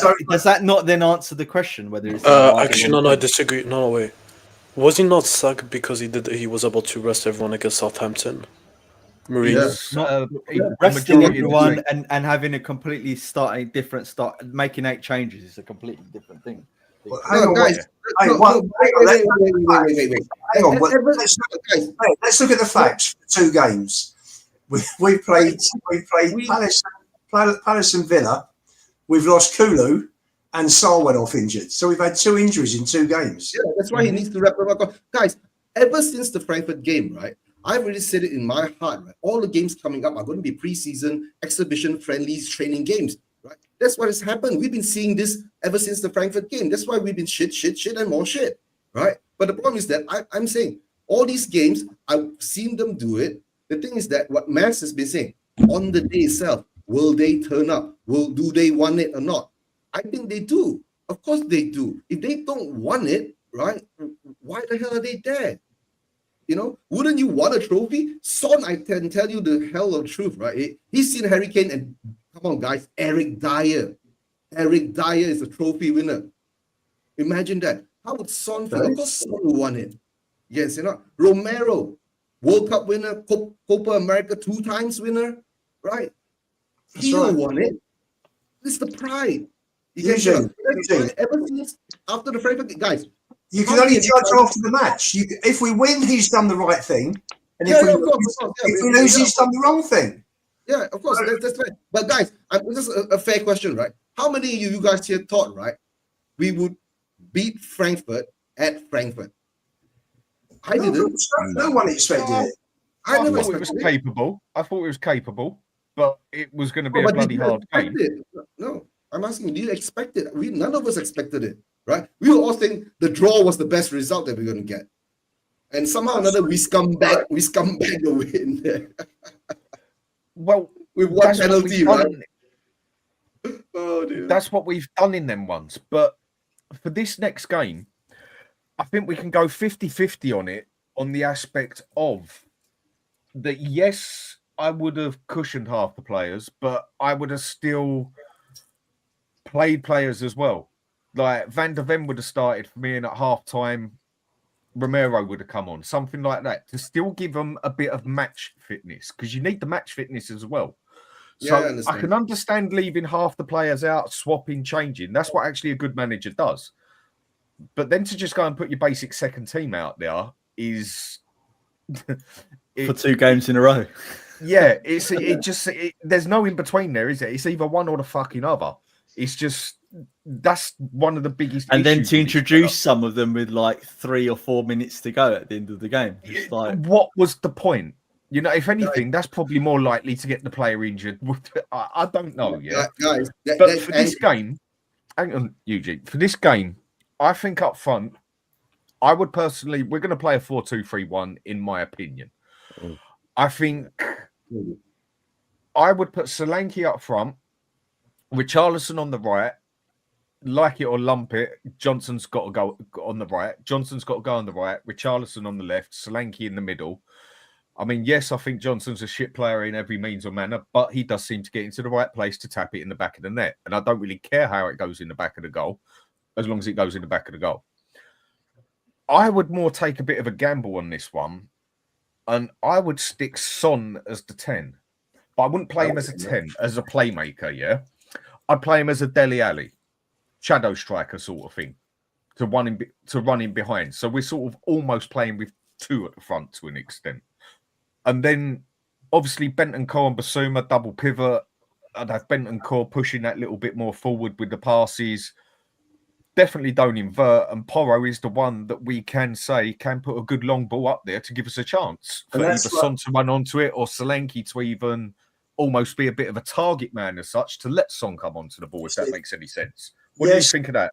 I agree with you on part of that, Dan, because I think Porro is key as well. But I would be playing Porro instead of Johnson and making sure he gets those balls into the box, because United concede an awful lot of headed goals. So I'd be playing Richie and Solanke for their prowess in the air and get those balls in. I'd play Spencer right back and Porro further up. But we know he's not going to do that one, yeah? Right. I would have been playing Porro as a ringer a long time ago. Listen, the team he's going to pick, we know what the team is going to pick. We know the goalkeeper, the back four. Most of it. The back 5, totally. And midfield is going to be Basuma and Bentancur, I'm sure of it. Correct. And the only ones that the only choices for me are either going to be Bergvall or Sarr. And then up front, you're going to have Johnson, Solanke, and Son. So for me, 10 out of the 11 are picked. And it's going to be whether Bergvall's fit enough. If not, he'll play Sarr, because that's what he does. Sonny, and Richie will be on the bench. 100% Sonny will play. I bet you there's a clause in his contract where he has to play. He'll start. Sonny will start with Johnson and Solanke up front. And I think he deserves it, Sonny. Let's be honest with how bad Son has been this season. He's still our best left winger. Yeah. Tell is one of the worst players I've ever seen at Spurs. He's been that's fucking saying shocking. something, because we bought Werner twice, and I thought that wasn't going to be topped. But Tell for me is like, beating that mantle. Odegaard, I just don't think he's up to the standard. I don't think he is either. He's one of those players that threatens he's going to do something and then nothing happens. Actually, the best thing I saw him do was that little back heel thing. That nearly worked. And if he scored that, I would have been a lot happier than what I am now. For me, that one, Tell, I don't know who I'd rather have start, Werner or Tell the truth. I mean, I think they're both as bad as fucking each other. I cannot see how people are justifying pay money for fucking Tell of 50 million. So go on then, Sean. How you doing? And how are we going to do this Man U game? What are we going to do? No idea. Good to see you all, mate. Good to see you, Dan. Enjoyed streaming with you last couple of times on Sabbath. Thanks for letting me on. Nice to see everybody. Hope everyone's doing well. In terms of, I don't know, mate. And I kind of think that's a good thing. If I don't know, I don't suppose many people are that confident with their predicted starting 11. I think everyone's like, well, I do it this way. I do it that way. Maybe I think obviously 9 of the 11 are probably all everyone can agree on. It's just maybe 1 or 2 that are not not sure about. And I'm trying my best to figure out some sort of little positive out of a Decky injury. And I feel like there is one, right? The fact that Tottenham fans who spend all day long talking about Tottenham like we do and thinking about Tottenham, if we know Ange as much as we think we do, and we know Tottenham as well as we think we do, and yet we still can't get to a consensus, then that surely must mean that Amorim doesn't know either, right? And that unpredictability might just be a little bit of like a feather in our cap, you know, like a little quiver in our bow, or whatever the phrase is. And I feel like that's like there's not many things to be positive about going into this last week, but I don't know if Decky, like, you know, I don't think Decky's been that great, to be entirely honest, for a long time. And so, like, not after his injury, 6 months. he That's did the fall problem. I to don't pieces. think any of our players have been that great for a yeah, long right. time. So, but like, if Decky was fit, you know he was going to start, right? If Maddison absence is a big deal, I think, but Decky's absence, Massive. I'm trying to feel like there's a way that maybe we can spin it into a positive, and that positive is unpredictability. It is. I mean, You know what? it's unpredictable.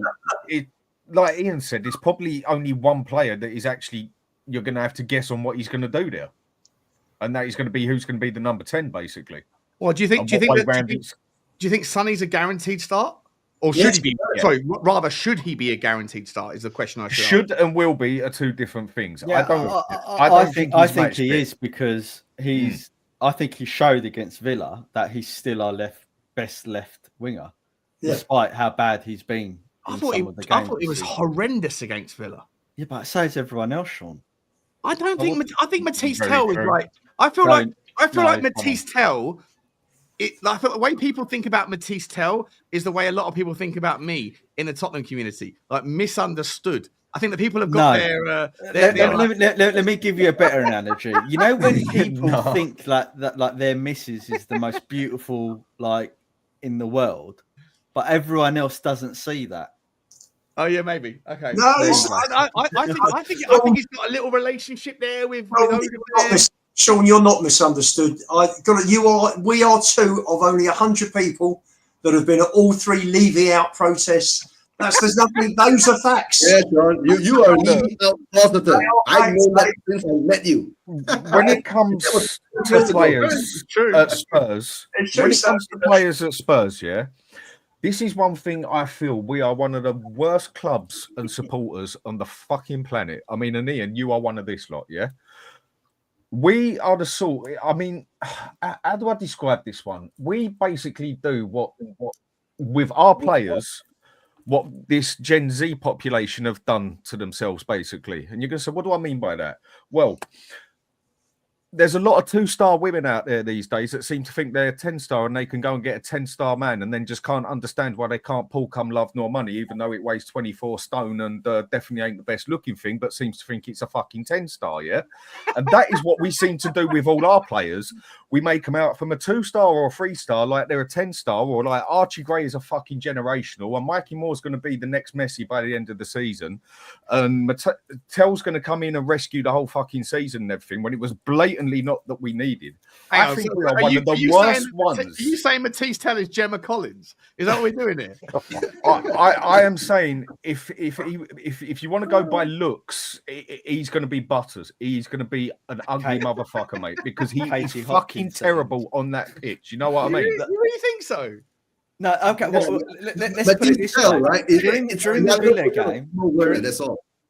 During the Villa game, when each of our front forwards had opportunities to make something happen, they either misplaced the pass, lost the ball when they were dribbling, overweighted the pass, or didn't shoot, or had a poor shot, or had a poor cross. Nothing happened during really good passages of play where something could have happened.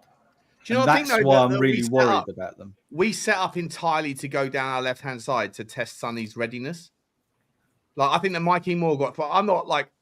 A lot of people think I go harsh on Mikey Moore. I'm not. I just don't think he's ready. But he gets his chance, but he gets shoehorned out to the right-hand side. And then the entire setup was to go down the left-hand side. Everything went through Sonny, and Sonny didn't stand up to it. Whereas Matisse Tell and Odegaard connected again. They connected in the West Ham game. They connected. Odegaard had that little flick that was like a backheel little Magista thing, and I'm just like, I hear you that there's not a lot of evidence that Matisse Tell is what I think he is, but I think so many Tottenham fans are being overly harsh on this guy. I think he's gonna, if he does stay at Tottenham, not for 50 million. If the argument is the value, I get it. But if the argument is there a player there, I'll debate you on that all day long, because I think there really is a player in Matisse Tell for the right. Can I jump in quickly? Because I want to agree with you. Go on. Sorry, Do you know what? With Matisse Tell, my example would be this: Bergvall. So when Bergvall came to the club, everyone was, "Oh my God, this is a great young talent." Blah blah blah. I thought he was shocking for 6 months at our club. Was shocking. I wonder with Matisse Tell. I mean, how long have you been with us? 4 months, something along them lines. I mean, give the guy a bit of time to maybe adjust and adapt. I mean, Bergvall this season, for the second 6 months he's been with us, or you know what I mean, extra few months after the 6, has been absolutely blinding. What a player! And I wonder, could the same thing happen with Matisse Tell? Because the thing is, we've all seen highlights. He can do the business. He absolutely can do the business. But the thing is, this is the Premier League. This is a whole different kettle of fish when it comes to football. You know, the pace, the pressure, it's through the roof. So I do wonder, would he be all right after? I don't disagree with you. I also just think that if we were judging any player in the team right now on a 6-month loan, right? If Decky had come in on a 6-month loan and seen what you'd seen from Decky in the last 6 months in the Premier League that has been written off, everyone would say let him go back, right? Send him back. But in that scenario you just painted, he should go back, right? If Decky was a lone player now, you would send him back. Yeah, right. But that would be a mistake. Why would that be a mistake? But guys, to tell the truth, right? Decky's not a bad player. Decky's a good player. Sorry. And Tell's 19 years old. Yeah, but there's no. But this is where. Oh, sorry. Go on. Guys, Bergvall was not playing blinders, guys. Yes, he had a couple of good, performances. He won. I mean, it's but you can see there's been improvement with him. You can see him slowly improving. Nothing special, but slowly improving. If you say no,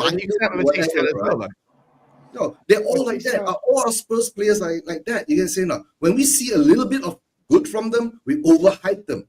You guys know, it's like all our Spurs players get overhyped all the time by the fan base. And then forget about that. Let's not. There's no point talking about whether we overhype them. No, just talking about what they are as a player. What I'm making wasn't about Decky necessarily. He was just an example, right? Yeah. If you looked at Jed Spence 6 months ago for a 3-month period and he was a loanee, you'd say gobble that guy up, right? He's a monster. Then the last 3 months, you'd say send that guy back. He's terrible. You can make the same argument for Udogie for the first 6-9 months of the season. In the last month, you'd say get him in. He's Sean, that's where you have to judge the player on what you're seeing. And I'm saying that Dan is saying you're seeing improvement from Bergvall.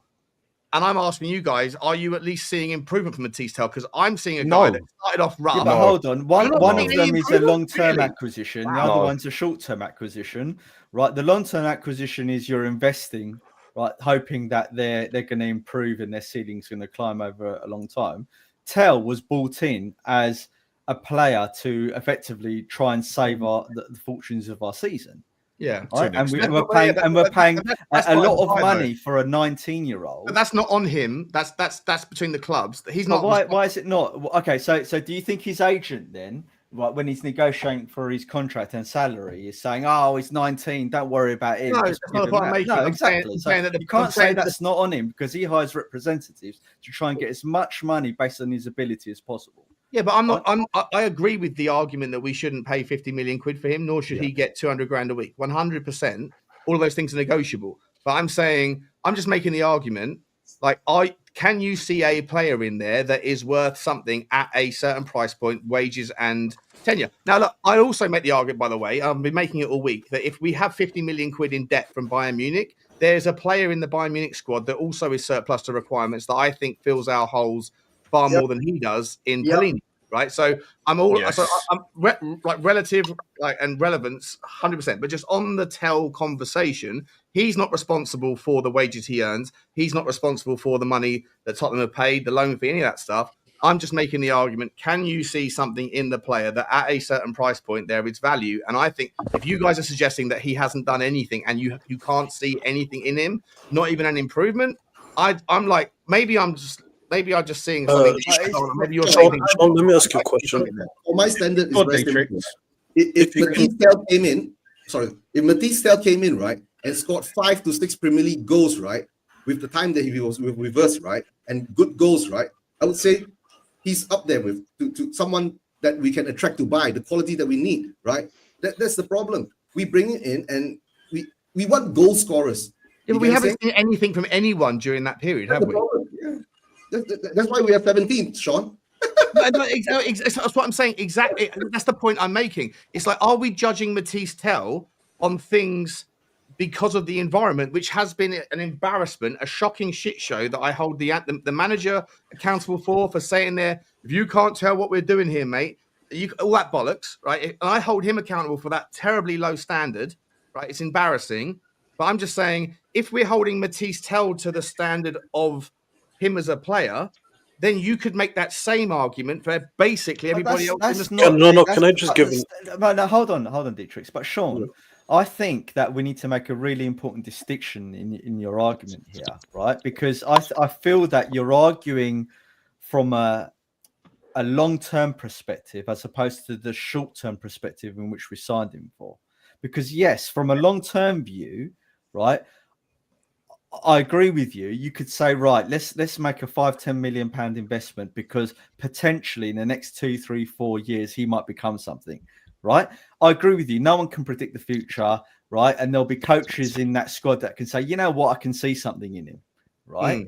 But us as fans, all we can do, right, is judging on what you got him for. Yeah, is judging what we got him from. I now hear you on that. But On that basis, though, could you not say that amongst, because he can't win a game of football by himself, and so if 10 of the other 11 players on the pitch are not giving a shit, because that's the fucking mandate apparently in the Premier League, because we've got bigger fish to fry, can you not at least see that his work ethic in those games, I agree with you that his work ethic is good.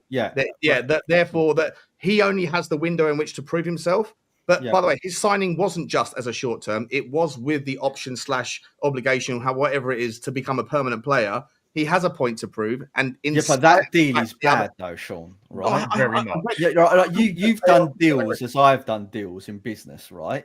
And if something's a bad deal from the outset, right, then you don't take it. You don't. But I don't blame the product. If I've done a deal with a supplier and they've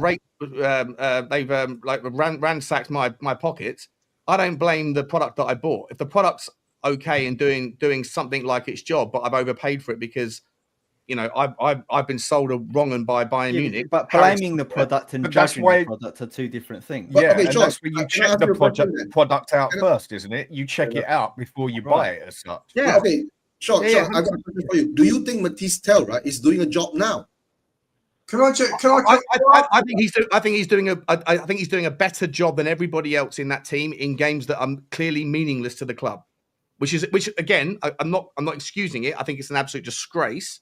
But I think of the 11 players that are on the pitch in that B team rotation that we put out against West Ham, Forest, Villa, etc., I look at across those 11 players. Who is it that's making an effort? Who is it that's trying to prove a point? Who is it that's doing their utmost, but can't do it all by themselves? And I see that Matisse Tell is someone that I give a tick to in that regard. And therefore, if you can find the right price point, I think what's probably a better situation is to give him another season's loan with a new manager and then see it next season rather than like we haven't quite seen enough. I agree.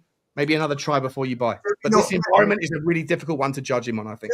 Do we not think, though, that with a club that's 17th in the league, could well be out of Europe next season, there are far more pressing priorities than Matisse Tell. Without a doubt. So he was not what we needed, Ian. I said that all along, Dan. We needed an established player to stop buying these fucking kids all the time and people making them out like they're quality and that. when it is part of the problem. You can't necessarily blame it on them because they have lack of experience on that. But I'm sorry, we should not have got Tell to just give him a bit of experience, basically. We needed someone who could sort of rescue us to an extent and help us in a game.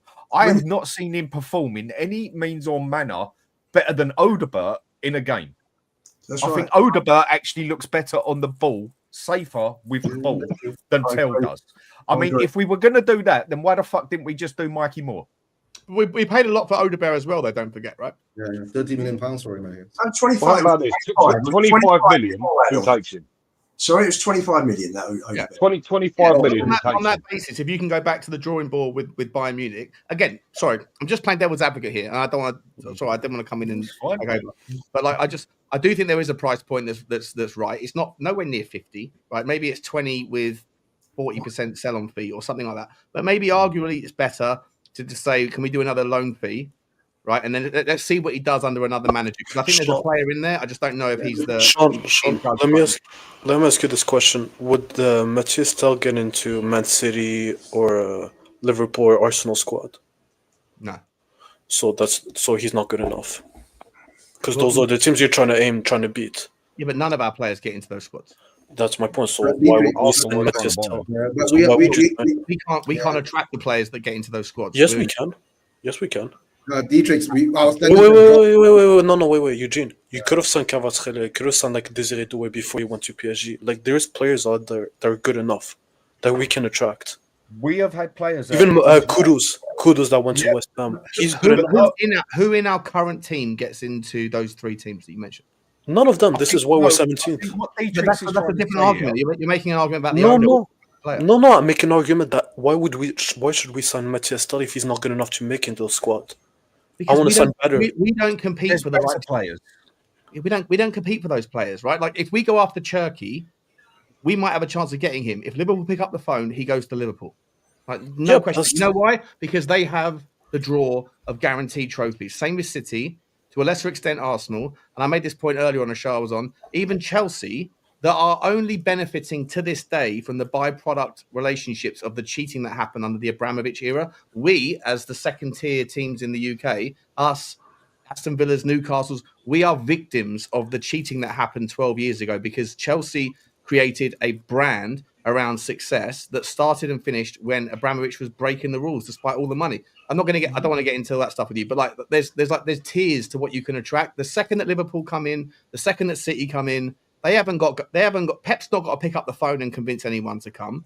We had to get on the phone and convince Tel to choose us over Manchester United. You know, it's just different level. Sorry, Sean. I don't think that's you know, when you say that, look, just on the it's a mute point, but I need to make it anyway. You know, when you say, Guardiola doesn't have to pick up the phone and convince anyone, because of his history, right?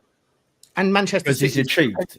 And Manchester City's propensity to win titles. Yeah, now, but that solely happened through the passage of time and then winning everything. Yeah, so because of money. Yeah, because of money and cheating and exactly. Yeah, no, I agree with you. I don't disagree. Yeah. That's the reality. Like that. Don't win anything. Are you telling me him or anyone else? Are you telling me that for 50 million or for 40 million is the reason I always go back with Gray and that we could not have gone out and got better for 40 million and less wages? Well, I said Avon and I in the summer, and you, Dan, or everyone who's been on the show, we were saying, you got Fofana at bloody Monaco and Manu Kone and Maz Milinkovic, the best before. Maz, we all know what happened. Everybody knows what happened. Let's not talk about all these other players we could have got. We all know at me, Lubo, for God's sake. Sorry, we all know what happened, guys. Ange wanted Gallagher. He was focused totally on Conor Gallagher. He wasn't, and that's why he's a crap manager. Because if you want a standard of player, right, and you want that type of player, and you don't get him, you should have an adequate second, third choice that can come in. That you can say, you know what, we never got Gallagher, but we got Zubimendi or whatever bloody player. Correct, right? But he didn't. He accepted bloody Gray right, and the kids. Didn't accept Gray. Nothing to do with Gray. Gray had nothing to do with getting an Gray established. is crap. You Ian, he is accepted crap. him, Guys, Lebo. You accepted him. You accepted him.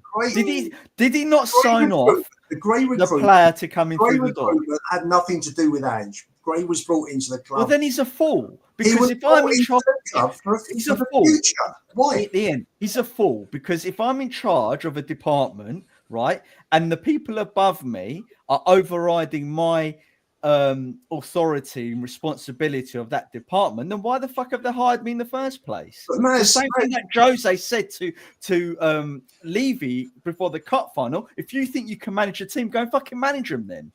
why? And then he sacked him, right? Because- And that's the type of principled manager we need at Spurs. Because we You should know have- how to manage and win.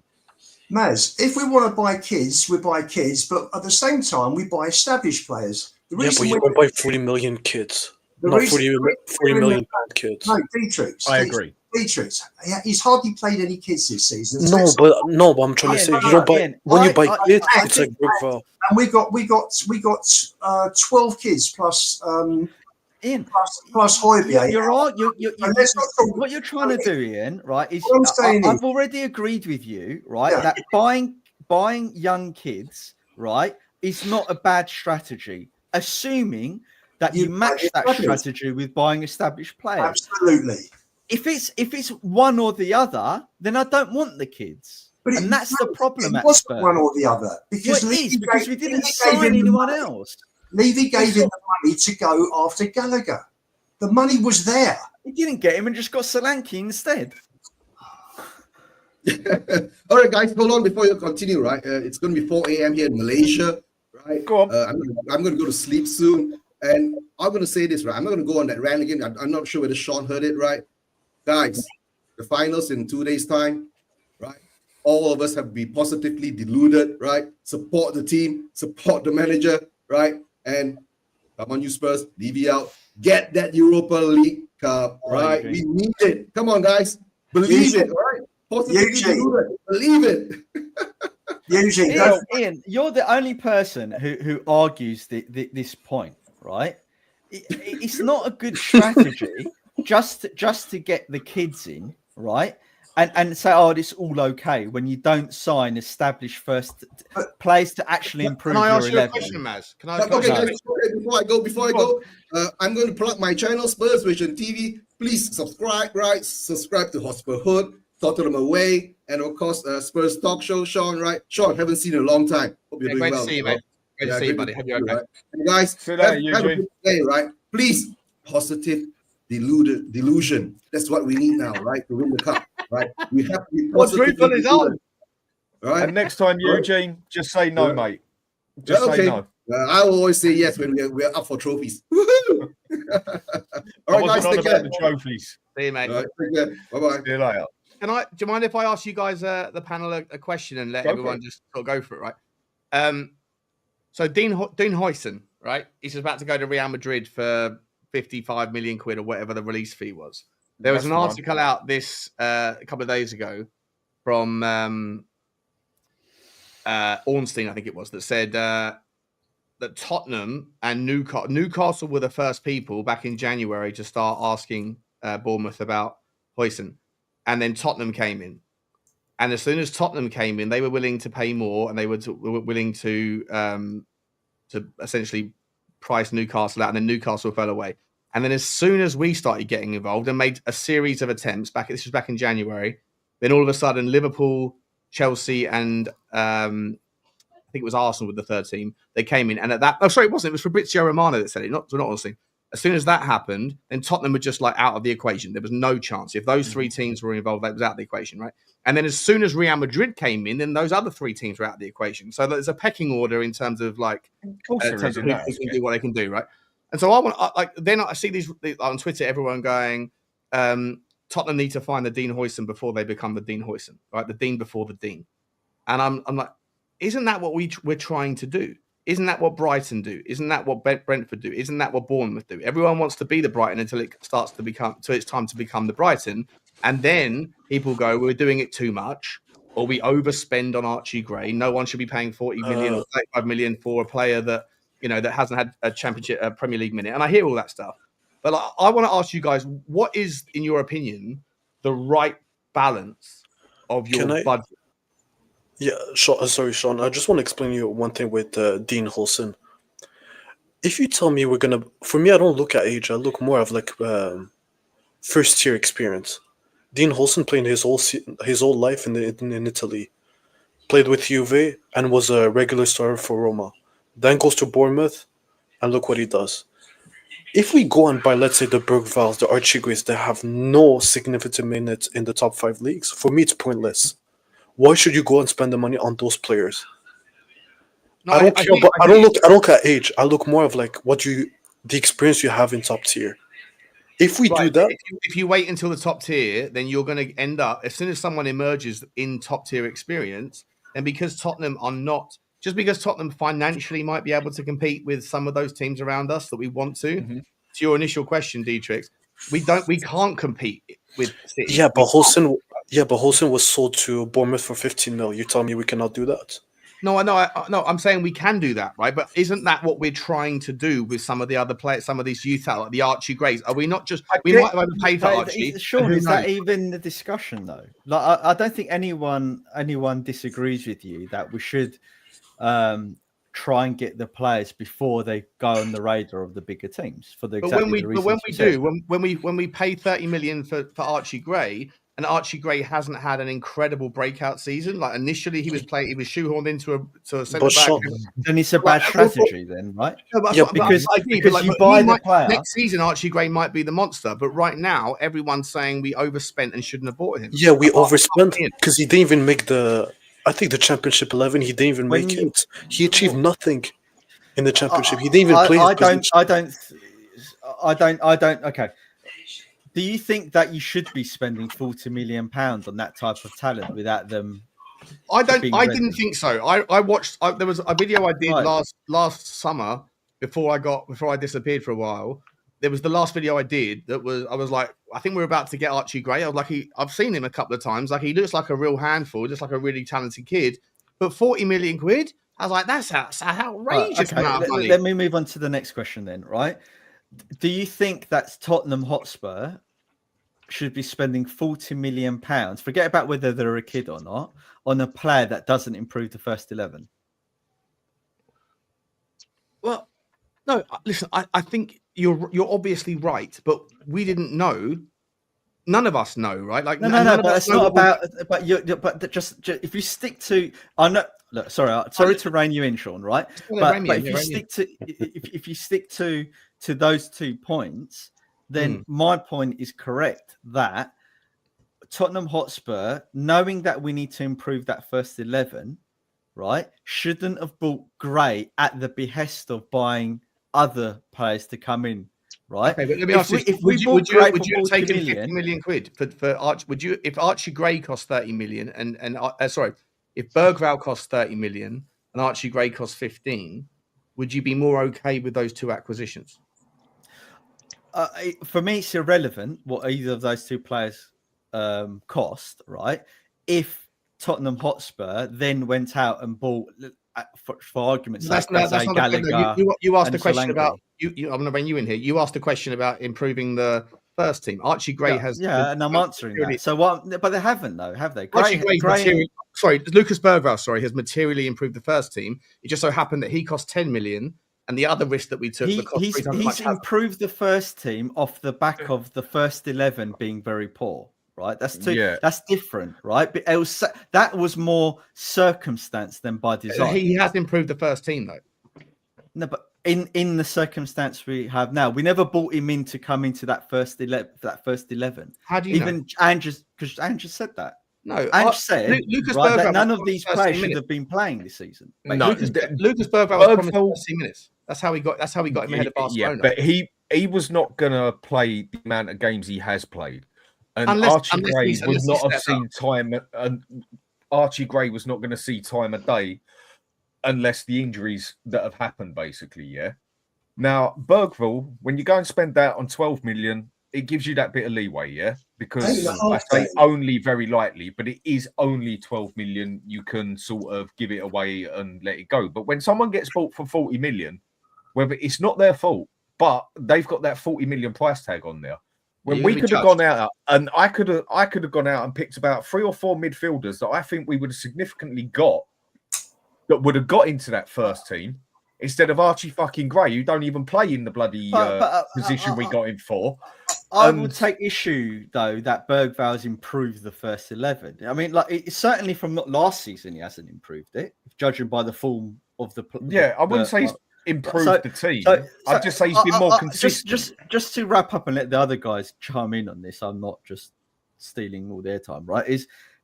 You're not. The problem I have with buying the kids and spending the money, right, is how we're allocating all of these wages and funds, right, for a long-term plan at the behest of the short term.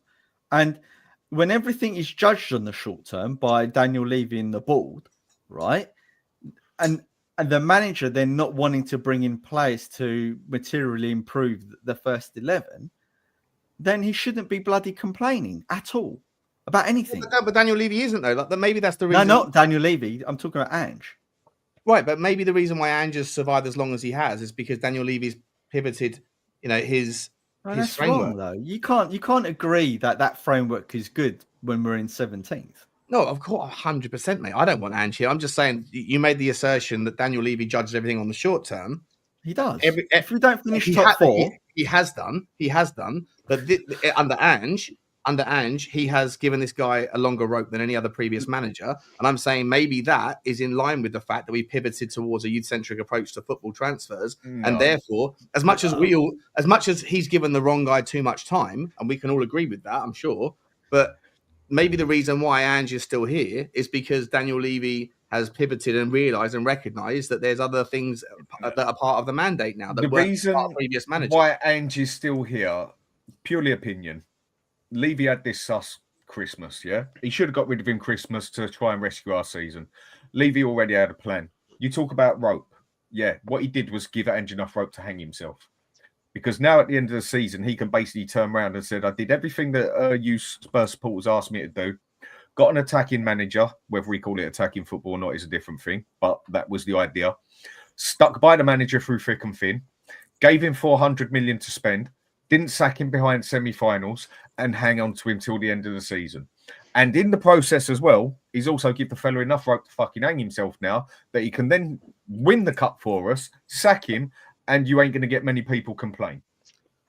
Is he right? What I think Levy is he right? Is he right to get hold of him now because we're in the cup? Let me answer that. Sorry. It's a non-argument because Levy don't give a shit what anybody else thinks. Doesn't give a shit what the fans think. Does not care.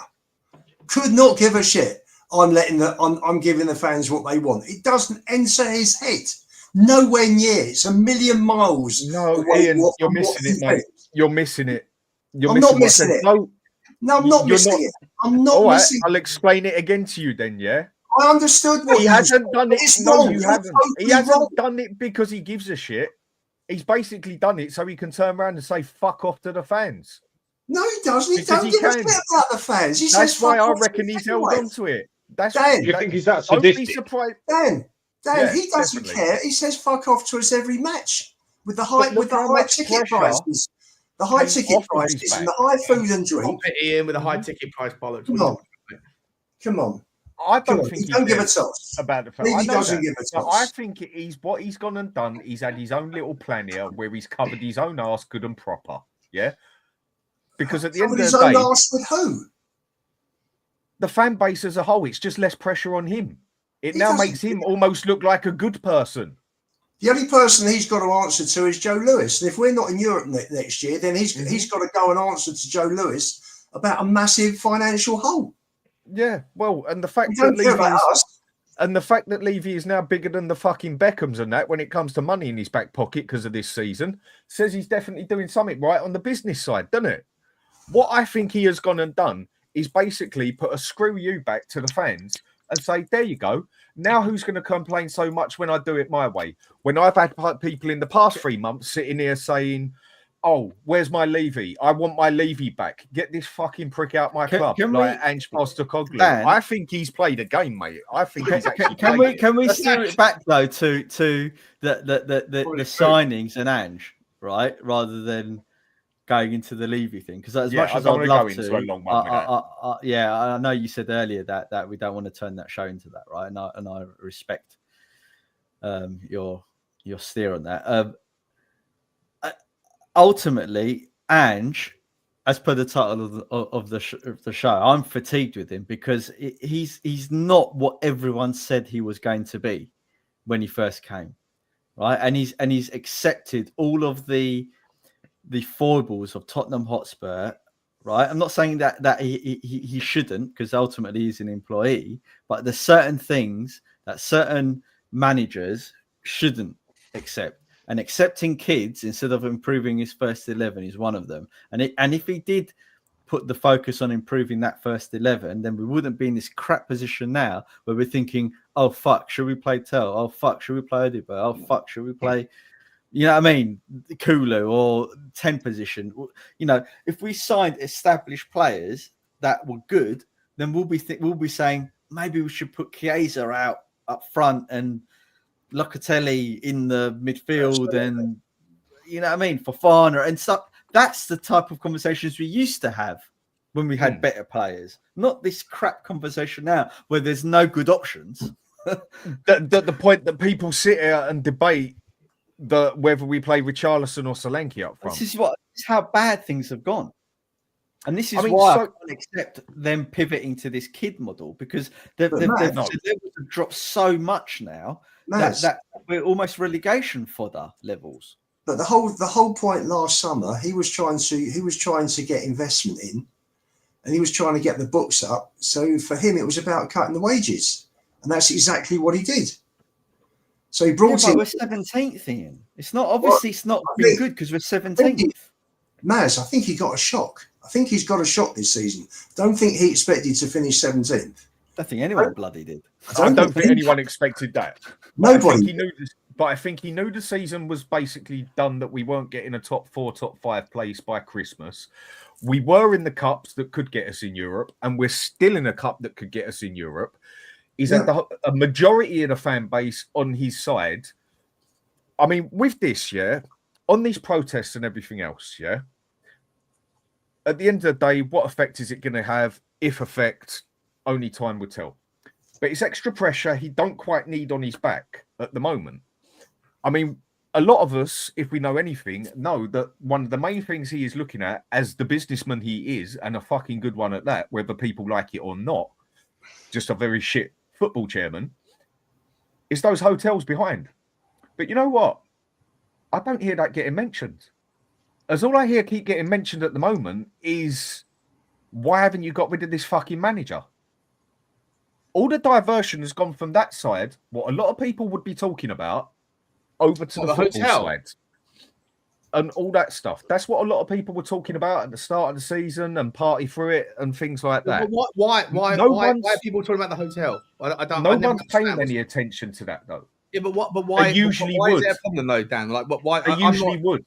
Yeah, I know. I'm asking you for someone that spends a lot of time in the. You know, I guess most of you do. With the problem with the hotel, because people are saying he should be focusing on the club more than the hotel and everything else and the money that goes in it and that. Yeah, my point of it is, I think he has just diverted everything off of his back onto the football side of it, kept it a certain way, because there were quite a few people starting to turn on these protests. And I think on the protests, there was quite a few people in there for different reasons.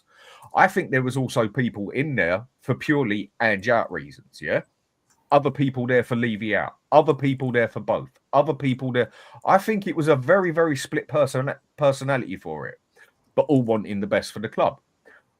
But what he's gone and done, if he'd have sacked Ange at Christmas, I can guarantee, I would put a bet on it, that there would have been a lot more people also turn on him then, because he got rid of Ange, because it was still majority Ange in at Christmas. He's basically done everything that fans have screamed for the past few years.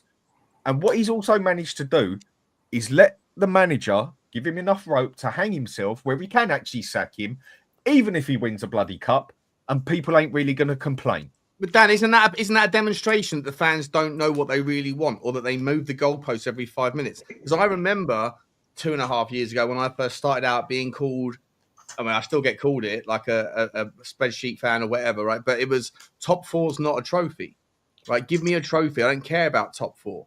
Mm-hmm. And that was the narrative. That was the narrative from everybody, right? Like I don't care about finishing fourth, third, or second unless I win this linear, like fucking League Gunners, overly simplified version of football, which is a season without a trophy is failure, a season with a trophy is success, and that's how simple it is. And I was always like, I just don't agree with that. I think it's madness, and you're trying to simplify a very complex beast. But this season, everybody suddenly, if we win a trophy, everyone's going to, like, most people, like, there's some people that will go, give me a trophy, and I'll finish 17th every year. Most people would say, like, I'll ask you guys, maybe some of you on this panel were like, back in the day, were saying top four isn't a trophy. Yeah, but that's a false dichotomy. I went through this earlier.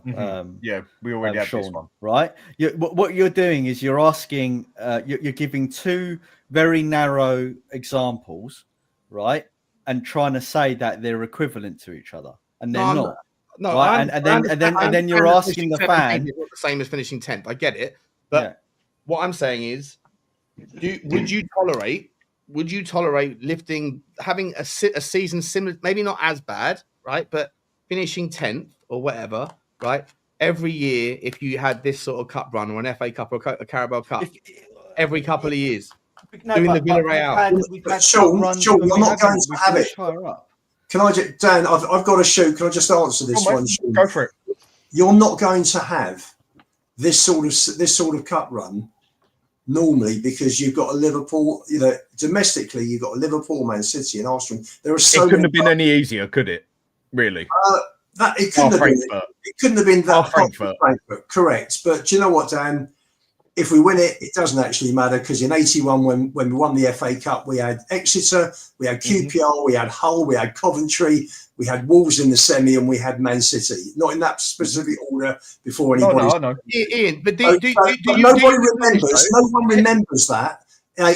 We all remember this season will have an asterisk against it. I guarantee you it will. People will sit there because the goalposts will get moved. The goalposts will be moved always. If we lift the trophy on Wednesday, people will say, yeah, but never forget that shit league system, right? That league system. What I'm saying to you is the top four thing, if you finish fourth and you go quarterfinals in domestic cups and you get kicked out of the last 16 of the Champions League or whatever, right? You are walking away as a Tottenham fan who, by the way, let's not forget, it's not you that's kicking the ball. It's not you that's scoring the goal. It's not your hand on the trophy, and it doesn't go in your cabinet. You are an irrelevant observer of other people's success or failures, yet people misguide that and mistake that as thinking that somehow they're a winner. Sean, that's daft statement. It's not. Hang on, let me face the point. Let me face the point.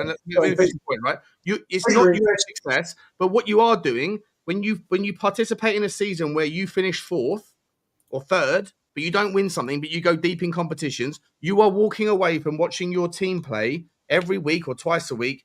75% of the time, you are happy. This season, you have been happy 8 times, and we might lift the trophy, but 40 times you've been miserable.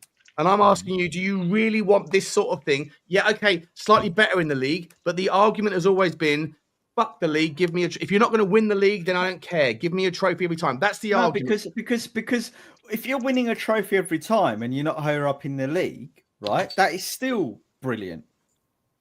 You're not going to win the league. It's not diminished every year, though, are you? The argument is like make us more consistently successful, i.e., once every 5 years, not once every 15. But what you're asking every year. But the problem with this, Sean, right? Sorry, Maz. Let me just finish, and then I'm going to show why do we have to finish 10th? Why can't we finish third? Like Newcastle got Everton at home next week. They win that, they finish third. Do you want everything? They finish third and a league cup. Hang on, let him finish because he's got to go, Sean. Let him finish because he's got to go.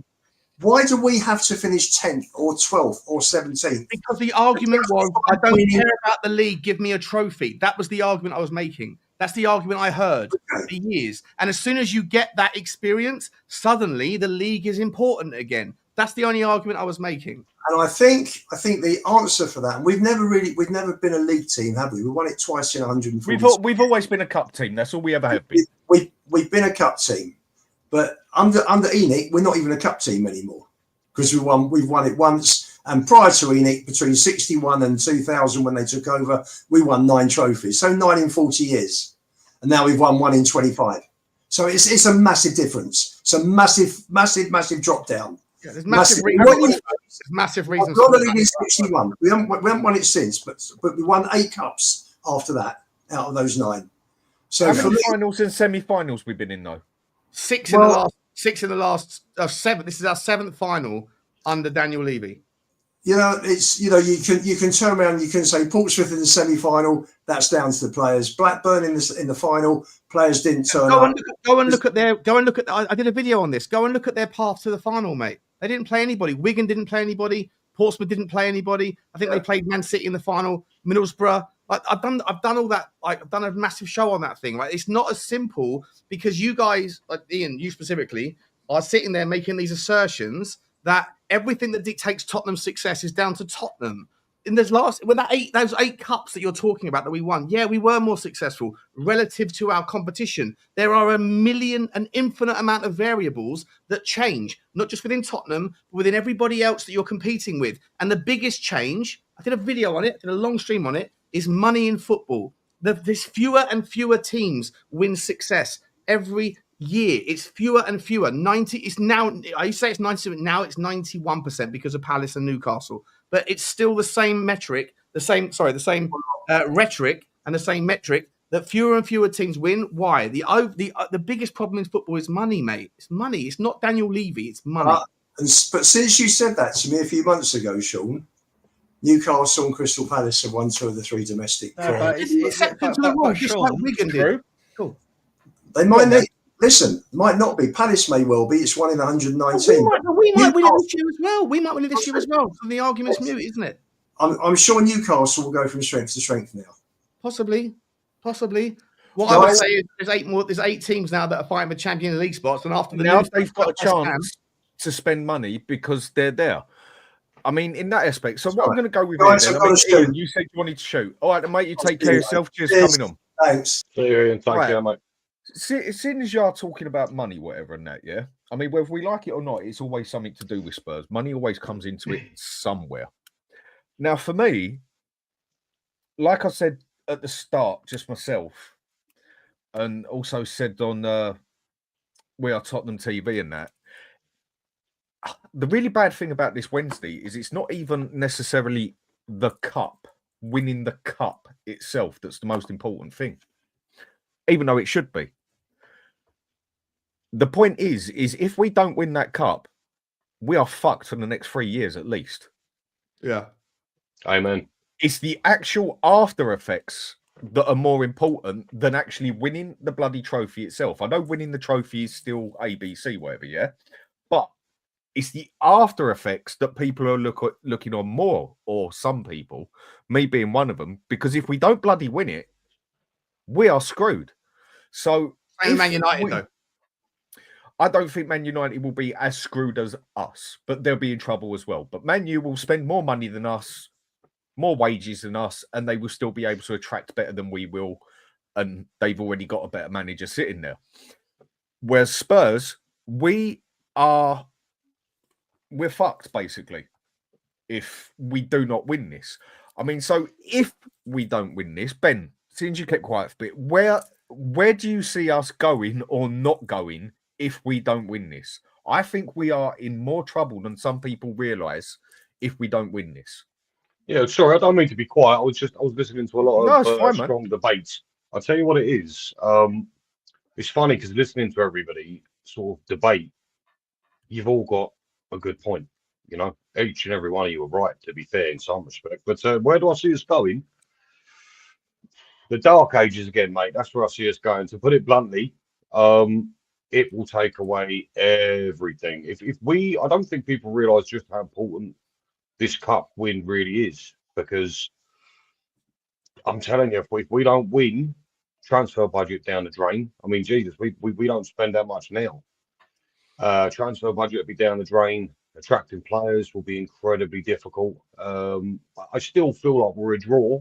I don't feel like we are this lowly club, but you know, having Champions League will be huge for any team, to be fair.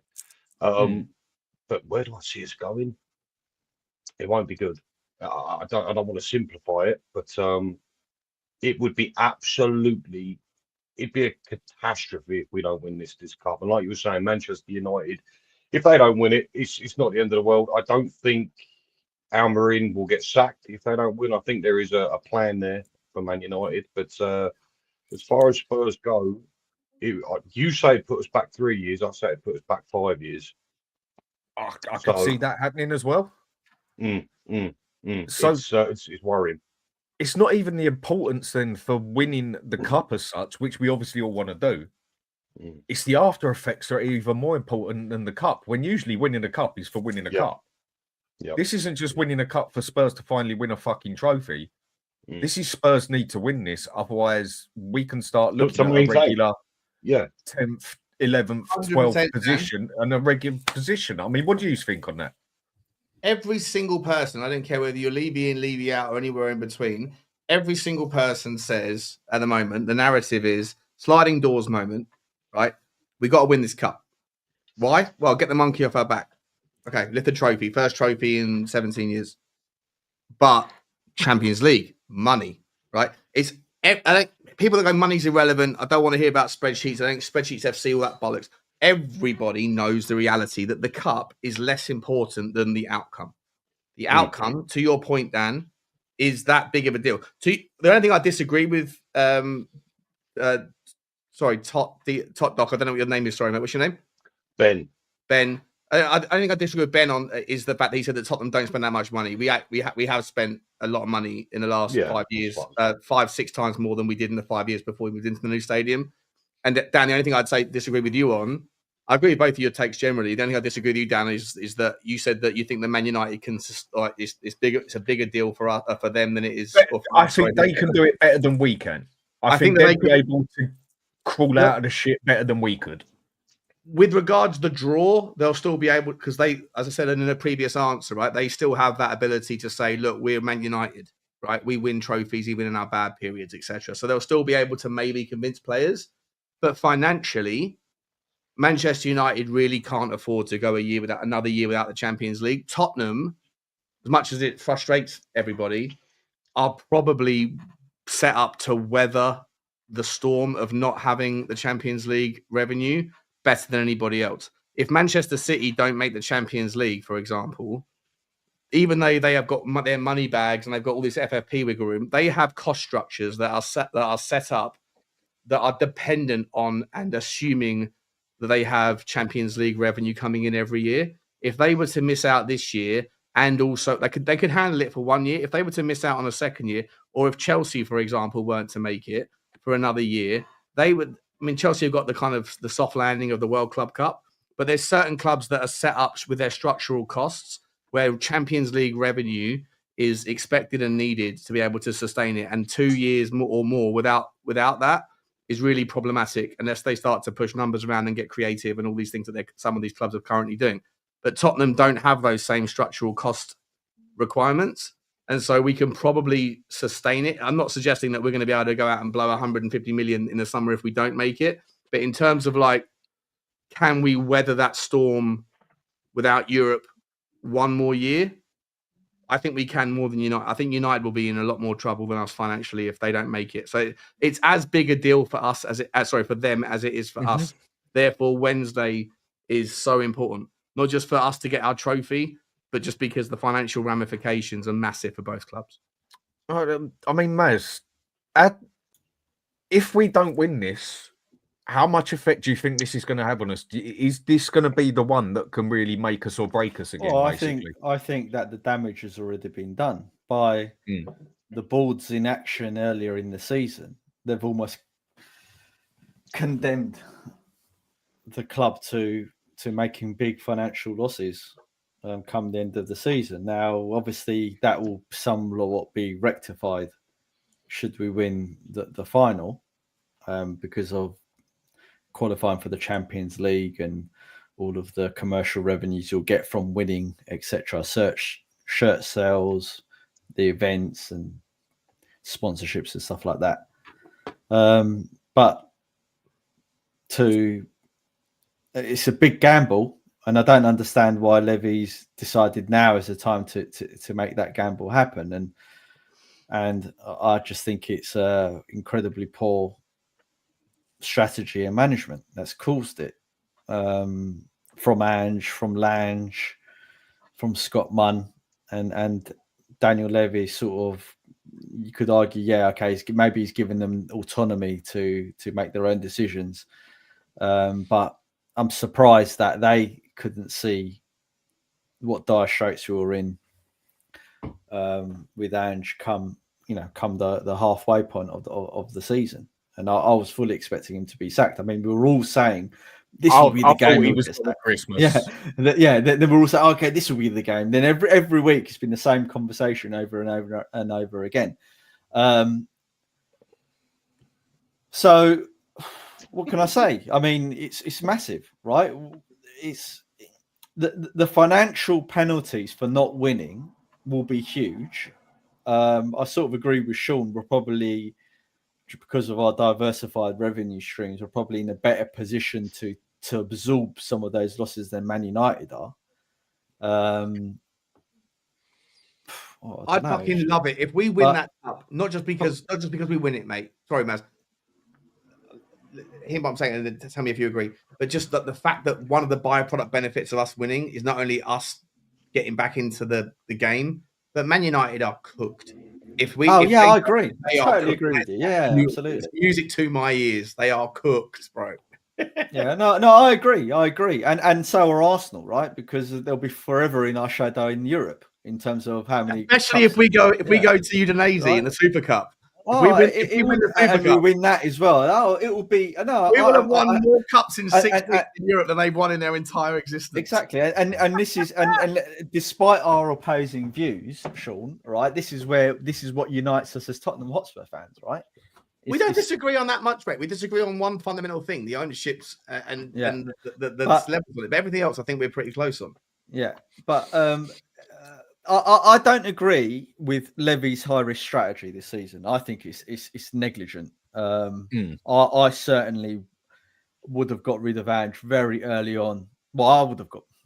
I don't want to rehash the history, but I would have got rid of him at the end of last season. I would have got rid of him because I just don't think he's a. I don't think he's a good man. I don't think he's an honourable man. I think he's a passive liar. I think you see that, Sean, now as well. I saw that, Sean, from literally when he first joined the club. I was saying this guy is lying. He's constantly contradicting himself. And when I see someone like that, my back I get very attuned to people like that because I've seen those type of people in business throughout my whole life, and I can spot lies from a mile away. And I spotted him very early on, and I just don't think he's a good manager at all. He might be a good manager in Scotland, might be a good manager in Australia or in the J League or wherever it is, but he's just out of his depth here, basically. Not in the Premier League. So I don't know if I answered your question there, Dan, but that's my feeling, isn't it? Basically, if we don't, what I'm saying is if we don't win that, we're fucked for the next 3 to 5 years. We ain't going to be able to get a decent manager in. We ain't going to be able to attract players. We're going to have no money to spend. We are literally going to be on the floor. And all of those points, but all of those points have got a historical aspect to them, right? Every time that Spurs have been in a position to build on their successes, we don't. Very true. Right? We don't invest in the right times. It's always reactionary. It's always reactionary when the problem happens. And that's one of the reasons why we're in this predicament. It may be the case that come the end of the season, Daniel Levy thinks, fuck, it's gone so bad. Let's say we don't win. Shit, it's gone so bad. I'm going to have to leverage some debt, spend the big money, try and get us out of this situation to right the wrongs of last season and finish, I don't know, top 4 or whatever the goal is. Maybe you think that. Is that likely going to happen after he's just spent 300-400 million with Ange? After he's just spent 7... There's no more debt going to be added to the club. What you might have is the dilution of shareholders again, but that's not. I doubt that's going to happen either. You know? There you go. And that's where I think he's an incredibly poor, owner and businessman, because you don't spend 700 million, right? And your return of investment is finished 17th and not winning the cup. So I just hope it's a one-off, mate. I think people are sometimes guilty of thinking that whatever the current is the new norm, and sometimes it can be the exception, not the rule, right? Sometimes it can just be a bad season. Like there's plenty of examples. Like Man City are having a horrendous season. Are Man City fans sitting there thinking this is the new normal? If they were Tottenham fans, they probably would do. A lot of Man City fans have actually sat there and started calling for Pep's head.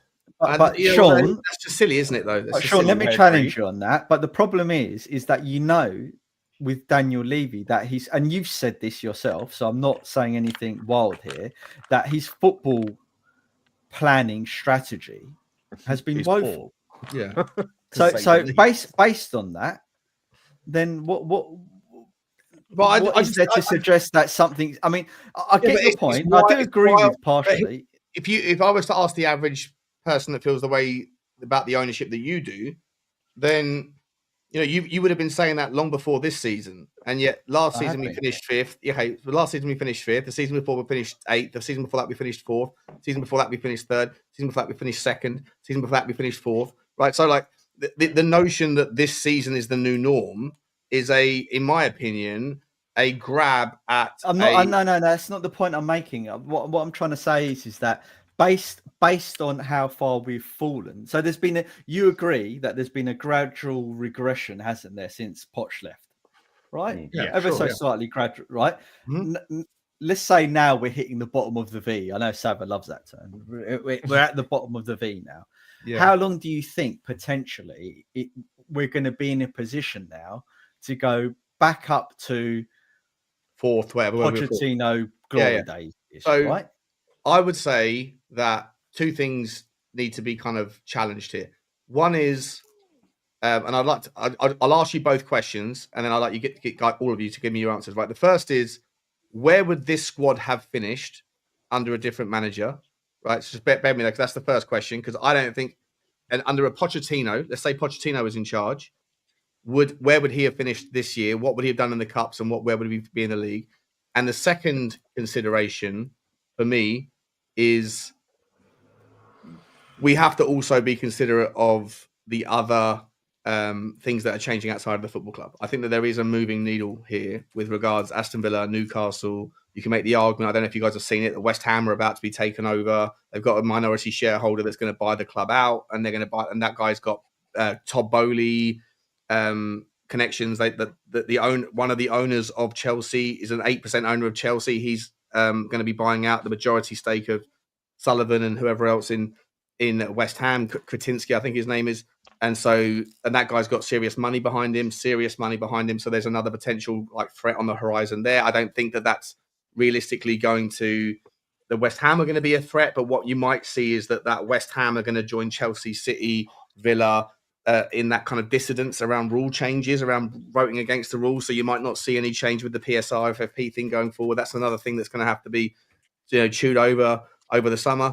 But there's things going on. So when you ask the question around how long will it take to get back to the top of the V, I think that one is what change, how deep is the V based on Ange, right? And again, that's Daniel Levy's fault for hiring him 100%. But if we recognise that mistake and Ange goes, and you get in someone that's competent, then what could we have done this year? How bad could it, or would it really have been had it been a different manager, which we can change fairly easily? And the second question is, how much of a threat are these other teams that are emerging? Because even though we see them as a threat, the other thing that's, well, as I point out in a separate answer, teams like Manchester City, teams like Chelsea, teams like, to a less or to a bigger extent, Arsenal, they're set up structurally with their costs to expect to be in the Champions League every year. And I'm making the argument now that teams like Newcastle, Villa, possibly Forest, although I doubt it, but maybe West Ham in the future, and Tottenham, a resurgence there will mean that the 4 spots that are traditionally available to the Champions League teams are not necessarily cut and dry. And so there'll be a consistent threat whereby it's not just Tottenham that won't get into the Champions League every year, but Manchester City might not get into the Champions League every year. And those teams are not set up to sustain absences from those competitions. And so I think what we're moving into is a new world order of football whereby there's like 4 or 5 teams that are set up structurally to expect to be in the Champions League, and that might not be able to rely on it because of this new money, this new wave, this new things that are happening. And so, because there is more clubs now that are basically capable of getting in Right. the Champions League. But basically, from everything you've just said, what I've took in is basically you're just saying it's more competitive than ever. more competitive than ever. And so to answer how deep is the V? How quick can we get out of it? I'd argue, are we deeper in the V than we really are because we got a fucking shit manager? And had we had this squad with a better manager, with a Pochettino or whoever else, would the V be more of a U? And not even that, would it be a W that's got like we're already at the fucking second precipice of it, or we're on the way back up?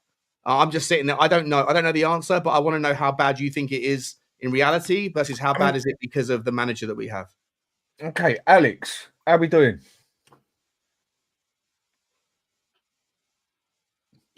You're on mute.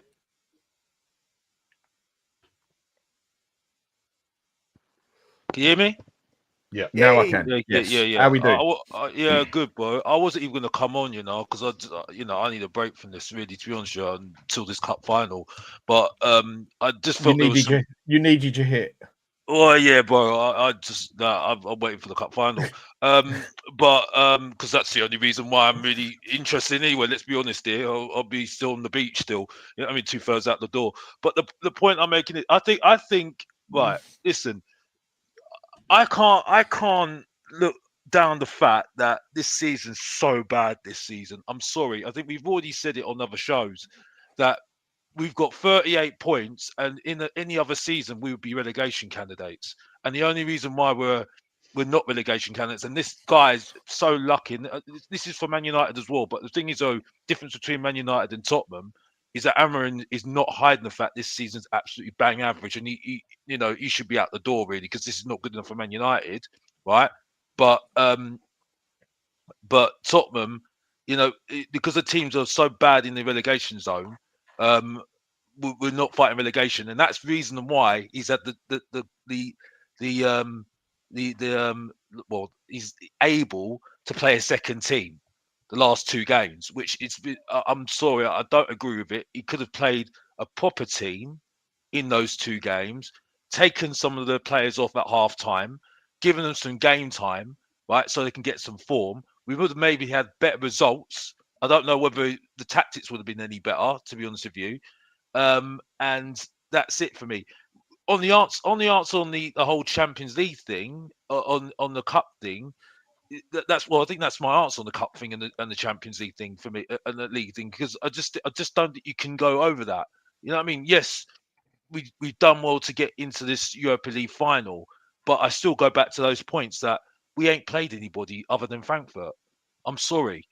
You know what I mean? After Frankfurt, right? That's why I was making predictions on my channel, right? We're winning this competition because we're always going to beat Bodo Glimt. But if we don't win this competition, Alex, how fucked are we? Well, yeah, we might be. I don't know. Well, that depends on the coach, mate. That depends on the coach. Well, yeah, it does. It does depend on the coach. It does depend on the coach, because the thing is, though, yeah. But okay, well, go on. We'll look at the teams that are ahead of us right now, right? Okay, Bournemouth, right? You telling me that they got better players than us? No. Right? Are you going to tell me about Brentford? You telling me they've got better players than us? Fulham. They've all got 1 or 2 players out of the team that we'd take. Yeah, we'll take, but because like Sabbath says, we wouldn't have swapped none of them. But Alex, if we don't win this, Alex, where would this where are we going to go? Where would we have finished, Alex, if we had Pochettino or insert Thomas Frank, whatever, with this squad? Where would we finish this season? How bad are we, or is it just 10. the manager? Top 10. Top 10. Top 10. So I would expect us to be in the top 10. So the V's not that deep then? Well, it's not. No, I don't think it's that deep. No, because look at the teams that are fighting for the Champions League. The only teams I would say at the moment that we're not better, that we're going to be struggling with, would be Man City, right? Because they've got a fantastic coach in Pep Guardiola, elite coach, right? There's Liverpool, but then Liverpool, we have to see what happens next season, right? Because it's only his first season on the slot, right? Maybe Arsenal, but other than that, Chelsea are up and down. Let's be honest here, because I don't think Chelsea fans are actually happy with their manager at the moment and what's going on. But because they're buying youngsters, but they've still got the mentality of they've still got to win, right? So, and then I've got to be honest, Newcastle. I don't agree with this whole thing about Newcastle and Aston Villa. I think Newcastle and Aston Villa have just upped their standards, and I think Newcastle and Aston Villa have got better coaches. I'm sorry, Eddie Howe is a proper coach. So if we go and get a proper coach in the summer, then we'll be somewhere back to in the realms of competitive. Somewhere, Yeah, not necessarily top three, top four, but somewhere near. We could be, we could be, but I mean, again, we have to see where how it goes. So if we don't win this competition, then you don't think we're fucked basically for the next 2 or 3 years? Well, we're not, because we know even if we do get the champions, even if we do win this competition, I don't think it's going to change anything drastically. I don't think it would be, because are we going to still do this youth thing? I think we're still going to be doing it, because we're still hearing people on this panel saying about arguing about Thomas Tell. Whether we should keep him or not, which I think is a ridiculous conversation. Because as far as I'm concerned, I've got nothing against the kid, but he sums up another thing. He's a backup, and again, if we're going to have backups, why do we still Bergwijn and all these other players? Gil, why are we selling him for? Might as well get him back. It's if we don't win it, where is whoever's going to be our next manager? Why is the Crystal Palace manager going to come to us when he's got Europe? We're going to have fuck all money to spend. We ain't going to be able to attract nothing. How are we going to improve? But there are good coaches out there. But we will have nothing to spend. We will be in up street, whereas other teams will have significant more money to spend. And even if the next manager comes in, like Glasner comes in, and gets this team playing the way it should be, but hasn't got a pot to piss in the process, and the other teams have got money to get themselves better, we're still going to be 12th, 13th, 14th, and struggle to catch up with everyone. Dan, did we get Van der Ven and Madison? We got Van der Ven, Madison, and Vicario when we were in Europe. Is our team this year better than our team last year? Well, yeah. We should. No, last year was better.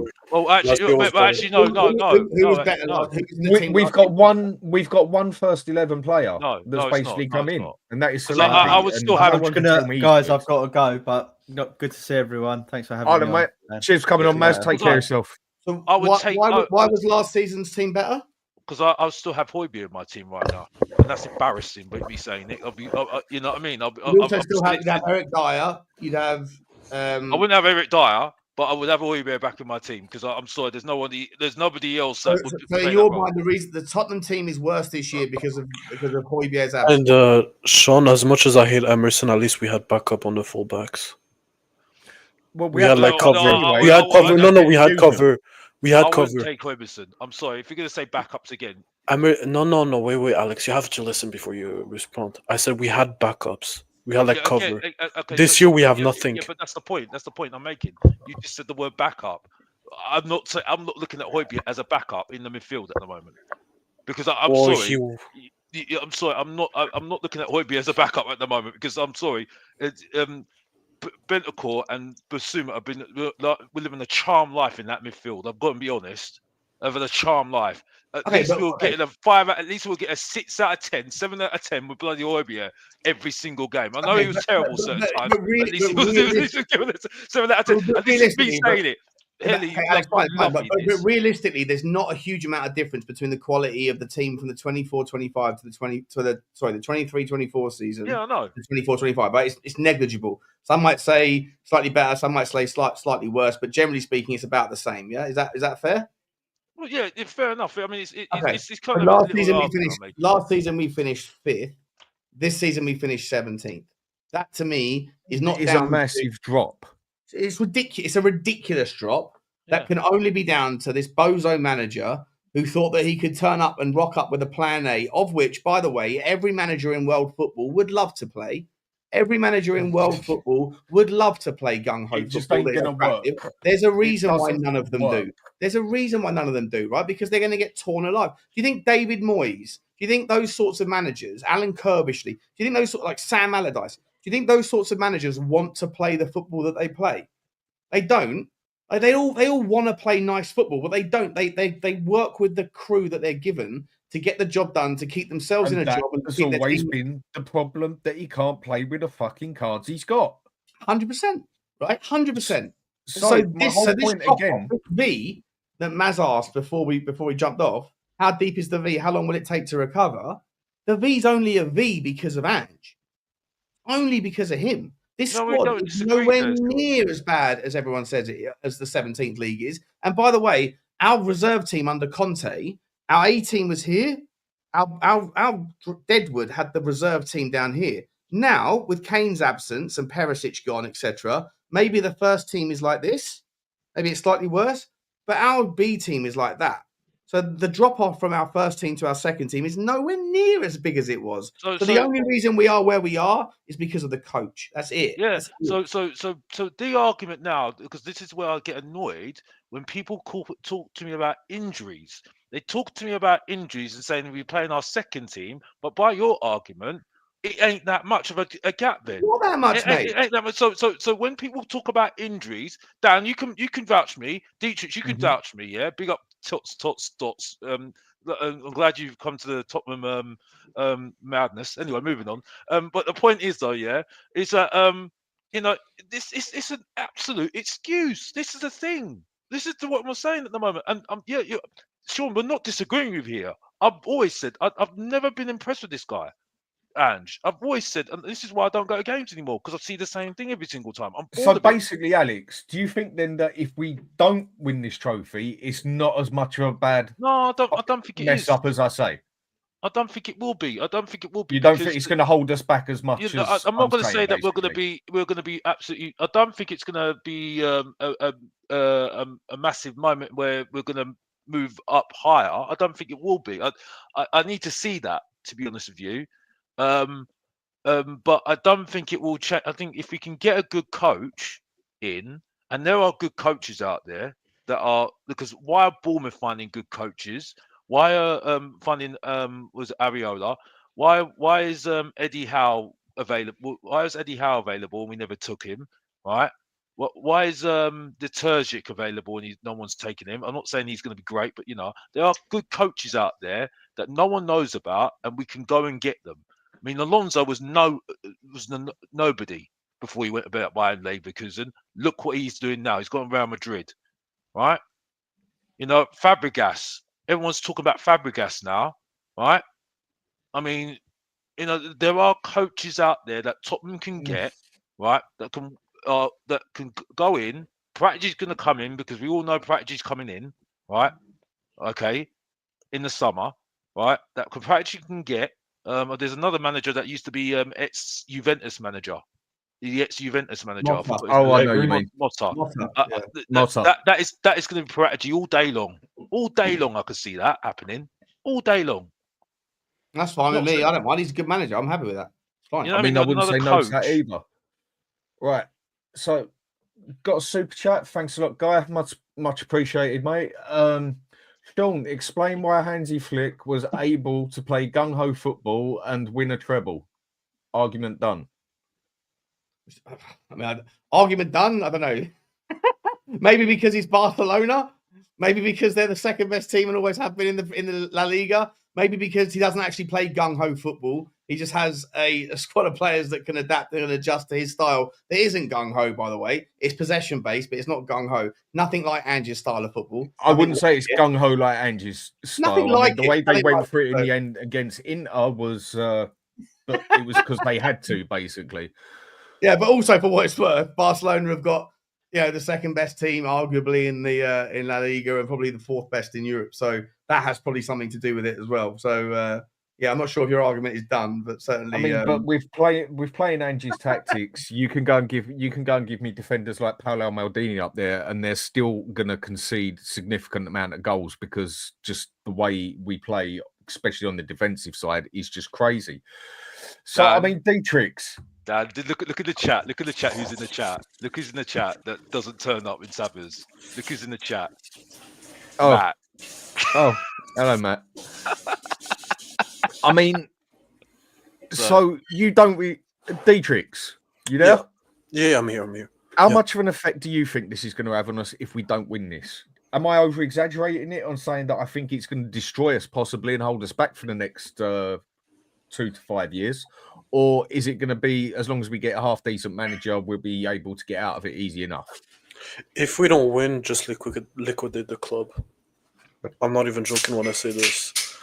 Because you're going to lose Romero. You're going to lose all your best players this summer. Who are you going to replace it with? And I don't think there's going to be any available good managers this summer too. So, honestly, for the better of the club and to keep your stars happy, you need to win the trophy. You have to. Manu, at least they have like the what's it called? The aura. Like they're a big club. What the fuck are we? They've got that bit of history about them. They have the history. They have everything. We have nothing. And they do spend the money and they do pay the wages still significantly better than we do. Do you think that Tottenham will break the wage structure this summer, boys? No. Not at all. No, not even close. No.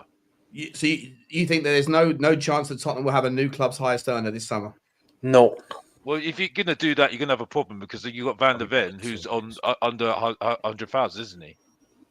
Yeah, he's supposedly our top. But even he'll get a new contract for sure. Okay, but Sean, let's say we break the wage structure. Let's say it happens. Which player are we going to get? Is it going to be Mark Gahey? I don't really want Mark Gahey, to be honest. I know I'm in a pool of one. I know. That's my point. So yeah, I'm not a huge fan of his. But I know we're not going to get anyone like that deserves at least 200k. The Jonathan David deal, it was supposed to be done. I was hurt. That's a free. That's a free. I know. It's a free, but like that's a wait. But that's you'd pay for him. I think. No, okay. If you say players not on a free, like we spend the transfer fee and we pay like the highest earner, I don't think it's gonna happen. But on free, it's not really a free. Yeah, well, okay. The question was, essentially, people have to stop thinking of free transfers as though they're free. They're not. Like Jonathan David wants. I think from what I heard that Napoli have like paused for thought because he wants 300 grand a week in euros, which is 15 million euros a year, which would clearly be our top earner. And then he wants 15 million pound signing fee, and then his agent wants 10 million pound. Right? I never understand why an agent deserves money in a free transfer. I don't get it. Like it's not like they work harder in a free transfer scenario than like I don't know why they get their slice, but whatever, it is what it is. So that's 25 million, and if you sign him on a 4-year deal or a 5-year deal at 15 million a year, right? Let's say it's 5 years, and that's 75 million plus the 25 million, so it's 100 million pound, 100 million euro transfer. Sean, either way, Sean, you're probably gonna say I'm a liar, but I'm from the same city as Jonathan David, and I know a couple of his friends. I know his friend, his close friend. Okay. And that's not true. He's not even asking that. Like, he's planning on getting at least 120, 140. I'm not going to call you a liar, mate. I got no idea. I'm just reading what I read in the everyone else. I got no idea, buddy. No, I know his close. I know his close friend, and he's saying like he's wants 140, and he's looking at Spurs and Napoli. Those are only two serious. Oh, fucking brilliant! I'd love to see it. Like if I'd be. And do you know who's pushing for Spurs? Bertucci. Oh, listen, mate.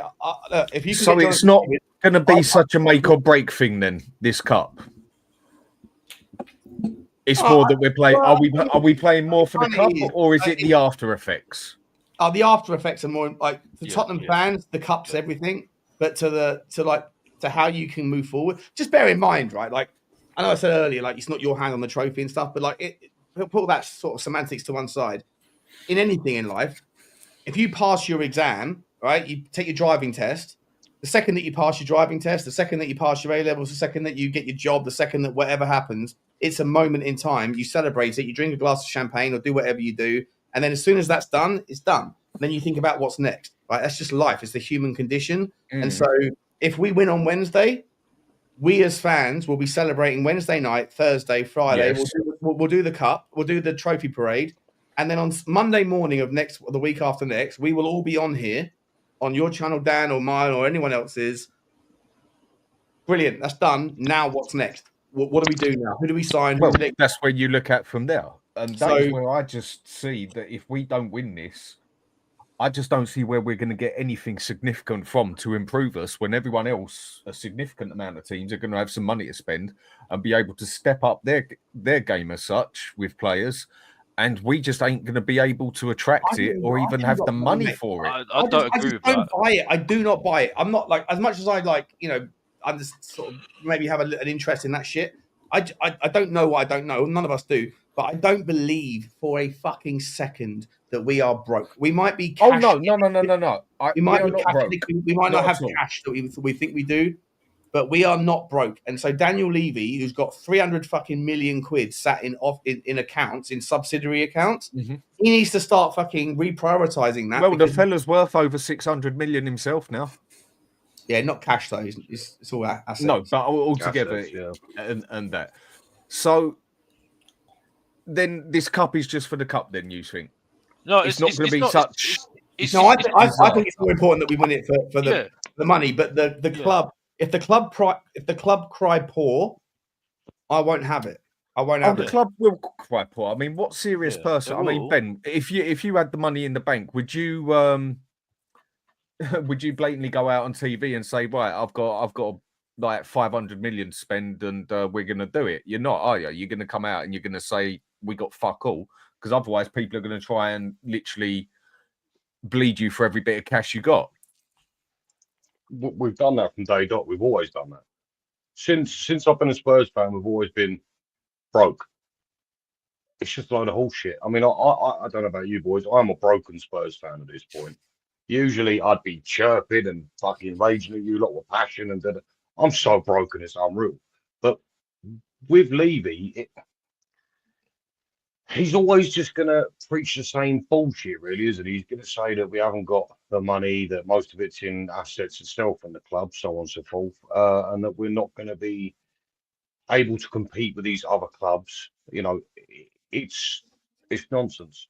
And I think the way Levy does things it's backwards. I mean, any chairman that runs things the way Levy does, it blows my mind. I mean, the thing you've got to look at, for me personally, is hang on a minute. Oh, my phone is about to die, guys. I'm on 1%. I'm so sorry. I've been sitting here patiently listening as well. Dan, listen, I'll charge my phone and I'll catch up with you guys next time. It has been a pleasure. All right, then, mate. I'll speak to you again. All Ben, right, we'll have you on here again soon. Take care of yourself, fella. All right, bye, lads. Bye. See you later.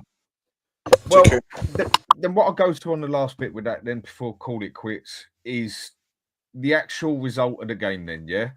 I mean, I know we got other issues that are going to come afterwards. I still think this game has got more depth on it than. I just think the after effects of this game are going to be absolutely massive, win or lose, basically. It's a make or break for me. Maybe I'm taking it too deep. Maybe I'm going too far with it, but I think it will be a major call on the next few years on how Tottenham make it or break it as a team. So the last thing I'll ask then is, where do you think the result is going to go? Dietrich? I said, yeah, that we're going to win by just, because it's going to be a crap game, right? And somehow, what you reckon it's going to be like a West Ham Spurs game, and we're just crap. It was crap. sprint through it. I said as soon as it's going to be Man United, I said it's going to be a crap game anyway. I don't know whether it's going to be penalties or someone's just going to score last minute. I don't know, but at the moment, I just don't think. I still reckon he'll play a back three. I still reckon he's going to do a back three. I just reckon he'll do it. Really? I still, I don't know. He ain't playing the back three. I don't see that happening. I think he'll be pragmatic, definitely.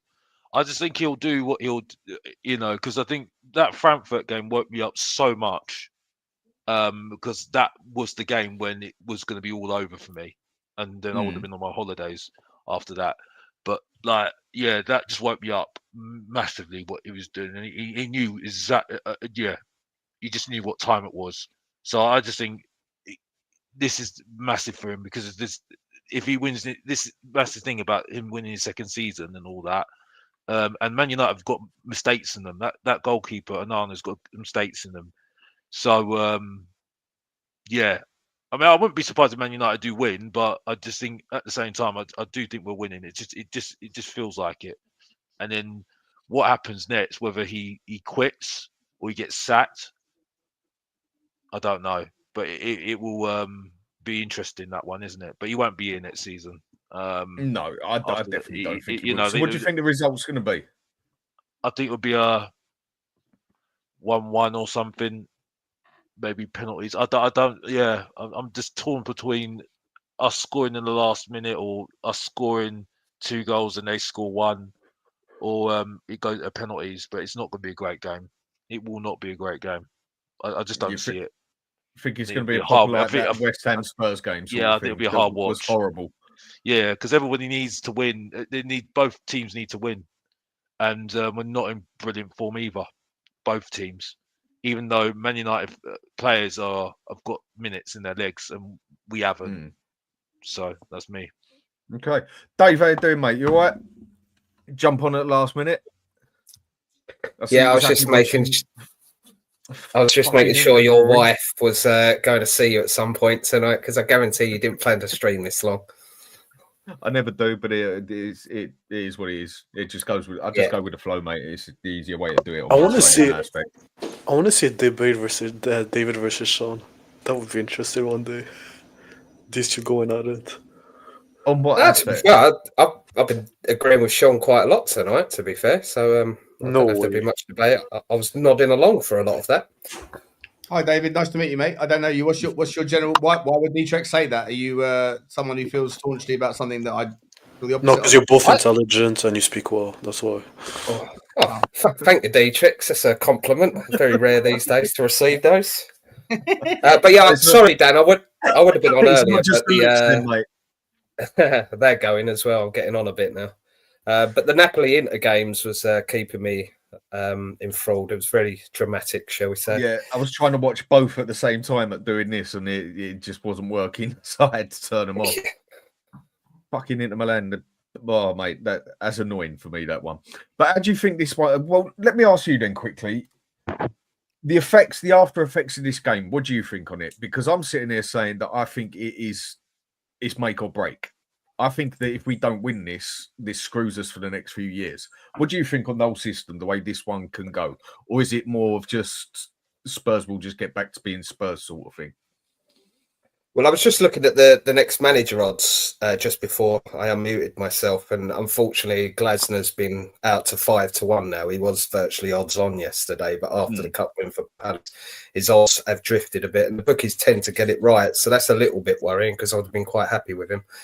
How do I think it's going to go? The writing's on the wall for Ange to go regardless, and that could either be a sacking or even himself walking. I think you could see it within him. He's kind of at the end of his tether a bit. My ideal scenario would be that we do win the Europa League for the personal side of that, so we can get the monkey off our back, so to speak, in terms of rival fans throwing that stick at us in terms of not winning cups. There's that personal side. I don't have any kind of, in previous years, like the Champions League final, you wanted the Poch and the players under Poch to win the cup for themselves as well as myself. There was the element of, I'd like to see those players win a cup. I think they deserve it.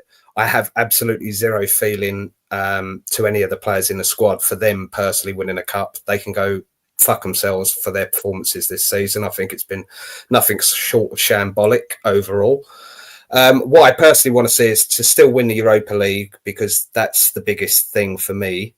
But I'd like to see Ange get sacked before the trophy parade and his desk emptied as soon as we win that cup, just to fuck him off. That's what I personally want to see. But I can see a perfect scenario whereby he wins the cup and there's a parting of ways where it's done on a happier note. Because I can't remember who said it. I think it was you, Sean, actually, that said no one really cares how you won. the cups in previous years. I think it might have been Ludo. As long as actually, you as win well. it, basically. Exactly. Ludo People won will as well. forget this shit show season in a couple of seasons if we've got that trophy in the bank. So people will forget, Yeah. and therefore I want us to win it. We can sit there and move on, as I say, shake his hand, say thank you very much, goodbye, good luck in your career, kind of thing. If we don't win it, pardon? Do you know? I think there's like almost going to be like an invisible asterisk against the trophy. Potentially, yeah. I mean, for me, there will be. I'm personally not even going to bother watching it. I have got boxing training on Wednesday at the same time, but I would have stopped what I was doing to watch it in any other season. But I personally, the trophy. I want my team to win the trophy. Of course, I do, but I don't want to see that smug prick. I won't be personal, but that smug prick winning a trophy, because I don't feel his performance as a manager has deserved it. I think we've been quite lucky in the Europa League, but you are right. It could potentially throw an asterisk against it because of how bad we've been everywhere else under Ange. You know, the league performance has been shambolic. It's an absolute disgrace is what it is.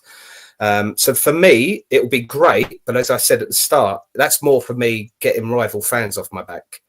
You know, because we all experience it, Spurs fans. I've got thick skin, but after a while, it does get a bit grating when you're constantly that Spursy, the no trophy, etc. Back to go away for a couple of seasons. But for me, it's just papering over a massive crack. You know, it's like the Grand Canyon of cracks there for me, because there is nothing sustainable with what Ange has built. Whether that's the squad of players that he's got, the system that he plays, he's already shown his adaptability is very minimal. He has done it a couple of times. I've got to give him his benefit of the doubt for a couple of times this season, like Frankfurt away. We showed a different side of us, but it's very, very rare. And I've got zero trust in him bringing long-term success for us. And long-term success for this club, and we should be demanding as a fan base, should be constantly challenging at the top end of the table, constantly challenging for cup competitions. We should be doing both. It should never be either or. I'll take the cup and a bad season this season because that's the best we can hope for. But going forward, if we want to act like a big club, means sitting there building a squad that can challenge for 4 trophies. His internet's gone. I think you just blocked out a minute there, Dave. I thought it was my internet because all of you guys were all sitting there dead still as well. I was like, wait, is it my internet or is it his internet? Yeah. Yeah, I think I pushed out a bit, didn't I? So I'll stop talking because my internet, you know. No, it's all right. Go on, say what you were saying. Finish saying what you were saying. I forgot where I got to or where I cut out. I'm just saying, like, I'll summarise. As a fan, I want us to win the trophy. But personally, myself, I can't see Ange staying. I think the decision's already been made. Either himself or the club have made that decision. I agree. The reason I believe that to be the case is the bookies don't tend to get it wrong often. And for getting a manager that's not been sacked yet, and next manager odds being odds on, which Glasner did touch at some points earlier in this week, I believe is a massive sign. Basically, wasn't it? Exactly. He's more likely to stay at Palace now, but the writing's on the wall as far as I'm concerned. And I don't blame Ange as well for sitting there going, okay, well, I've won a trophy for Spurs. I can walk away with my head held high. I disagree with that because I think his performance overall has been crap. But he can sit there in a couple of years when people have forgotten that shit performances. He can sit there and go, well, I still won a trophy for Spurs. Yeah, exactly. And fair play to him if he does. You know, he's gone because Paratigi's coming, and Paratigi does not want him. Right, it's a great point as well. You know, Alex. The little birdie told me in December, right? Even though he's still banned, right? He told Daniel Levy in his ear saying, "Sack this guy in December, sack him." Right. So, like, if and you know, Daniel Levy adores Paratigi. He absolutely adores him, right? So, as far as I'm concerned, he begged him to come back, right? So, there's going to be a big clear out, right? This is a theory that Sava, I'll give him his due. Football Heritage TV's please subscribe to him, right? I think he's absolutely spot on. There'll be a big clear out, another clear out, right? Vinay's coming in, and Paratigi's coming in, and whoever's coming in, and he'll get his man. That's it, simple. So he's gone, right? And Scott Munn, Johan Lang, history, done, right? That's the way it looks like at the moment. Whatever manager we're getting in, that's where I'm a bit like, what's going to happen? You know what I mean? But that is where I feel the effect of this game will have a big choice on the next manager coming in. Because if we don't win this, then why is Glasner going to come to us? When he can actually stay at Palace, there'll be a little bit of money to spend. And also, he's going to be in Europe. Whereas if we don't win this, why is Glasner going to come over to us when we just finished 17th and we haven't got a pot to piss in? We got nothing to show. And we've got players that want to leave. Like Romero, who honestly I couldn't give a fuck if he goes. I think he's the most overrated player we've seen at Spurs, in my opinion. But opinionated. Yes, he can have a world-class game 1 out of every 10 or 15, and that's just not good enough for me. And then the majority of games, I don't even think you see half of his capability. That is why I said I'd have picked Milenkovic all day long. But that, for me, Alex, is why it is going to be a massive effect on the stage of the manager we can get and everything else. There's still loads of coaches out there. There's still good coaches out there that smaller teams are getting. I mean, Southampton are getting Will Still. They're getting Will Still. Fair play. But if we win it, we can get better. Alex, if we got Will Still, you'd be losing your mind, mate. Yeah, but I'm just saying. I'm saying that there are unknown coaches out there that are good coaches out there. Glasner's was an unknown coach, right? Yeah, he won the Europa League, with Frankfurt, but no one taking a chance. He wasn't an unknown coach. He was an unknown coach to most Premier League football fans who only watch the Premier League. That's what I'm saying. So I'm saying that if you take a chance with somebody, right? Pochettino's an unknown coach. Southampton taking a chance with him. So I'm saying that there are good coaches out there. Why Brighton find these coaches? No, I do understand where you're coming from. But if we win the cup, we're in the Champions League. We've got spending money. We've then got a lot better chance of getting a better coach instead of having to look for the little minor coach that could turn to be a good one. And we end up getting another Ange or something like that, because certain managers are going to think, well, I'm in Europe with this team. I've just won a cup with them. Why the fuck am I going to go over to that team that just looks a total, utter mess? So, Dave, what do you think the result's going to be? Will Still's a top shagger, by the way. He's got some form off the pitch. Fair play to the man. To be honest with you, I'm a bit wary because Man United are a club, as they've proven even in the last couple of years. They're Man United. Quite poor, that they can get over the line. They've got a lot of players in that squad that know how to get over the line. That's my big worry. If it was just a game of football that had shown that this season, right? The facts are there. But because it's a final, Man United have got that bit of history, a bit of know-how. That being said, I think both clubs are absolutely going to stink the place out, and it's going to be a turgid game that could potentially go to extra time, and it's one goal that decides it. I think we're going to do it. There's a weird feeling in me that this has been like a sadistic season where we've had to sit there and suffer, and then we get a little bit of the glory at the end of it, and we go, what the hell was that all about this season? I've got a sneaky... Just like, it's like BDSM, you know, like we sat there and just got the pain, and then we got the pleasure at the end of it. You know, it's... I think we're going to edge it. At the end of the day. Yeah, great game of football, but I think we edge it, and I think just for some reason the writing's on the wall. We edge it by one goal, could go to extra time, but I think we sneak it. So basically, the way I think you're agreeing with me on what I said in the aspect of, I think it's just going to be watch the game, and someone might as well just shout out, bring out the gimp, basically, and at the end of it, we can all sit there with a smile, hopefully, because if we are ever going to win something, it just seems like finishing 17th, the worst manager ever, broken about 15 wrong records that he shouldn't be breaking, terrible in every means and manner. And we finish 17th, and that is when we win the Europa Cup and get in the Champions League. It has just sort of got a Spursy touch to it, isn't it? If ever we was going to do it, now would be the most back-to-front time to do it, basically. So you think what do you think the score's going to be? Well, we never won a trophy when we deserved to win a trophy under the years of Poch. I thought that team we had deserved. If there was ever a deserving team, obviously you can't deserve something if you don't get over the line and do it, right? But it just felt Poch's team deserved the trophy, and we never got over the line. And it just feels like, we've had such a crap season. I think it will go... Both teams will probably concede, so I'm going to go 2-1. I just can't tell whether it will go extra time, but I think we edge it 2-1. Okay. Dietrich, score?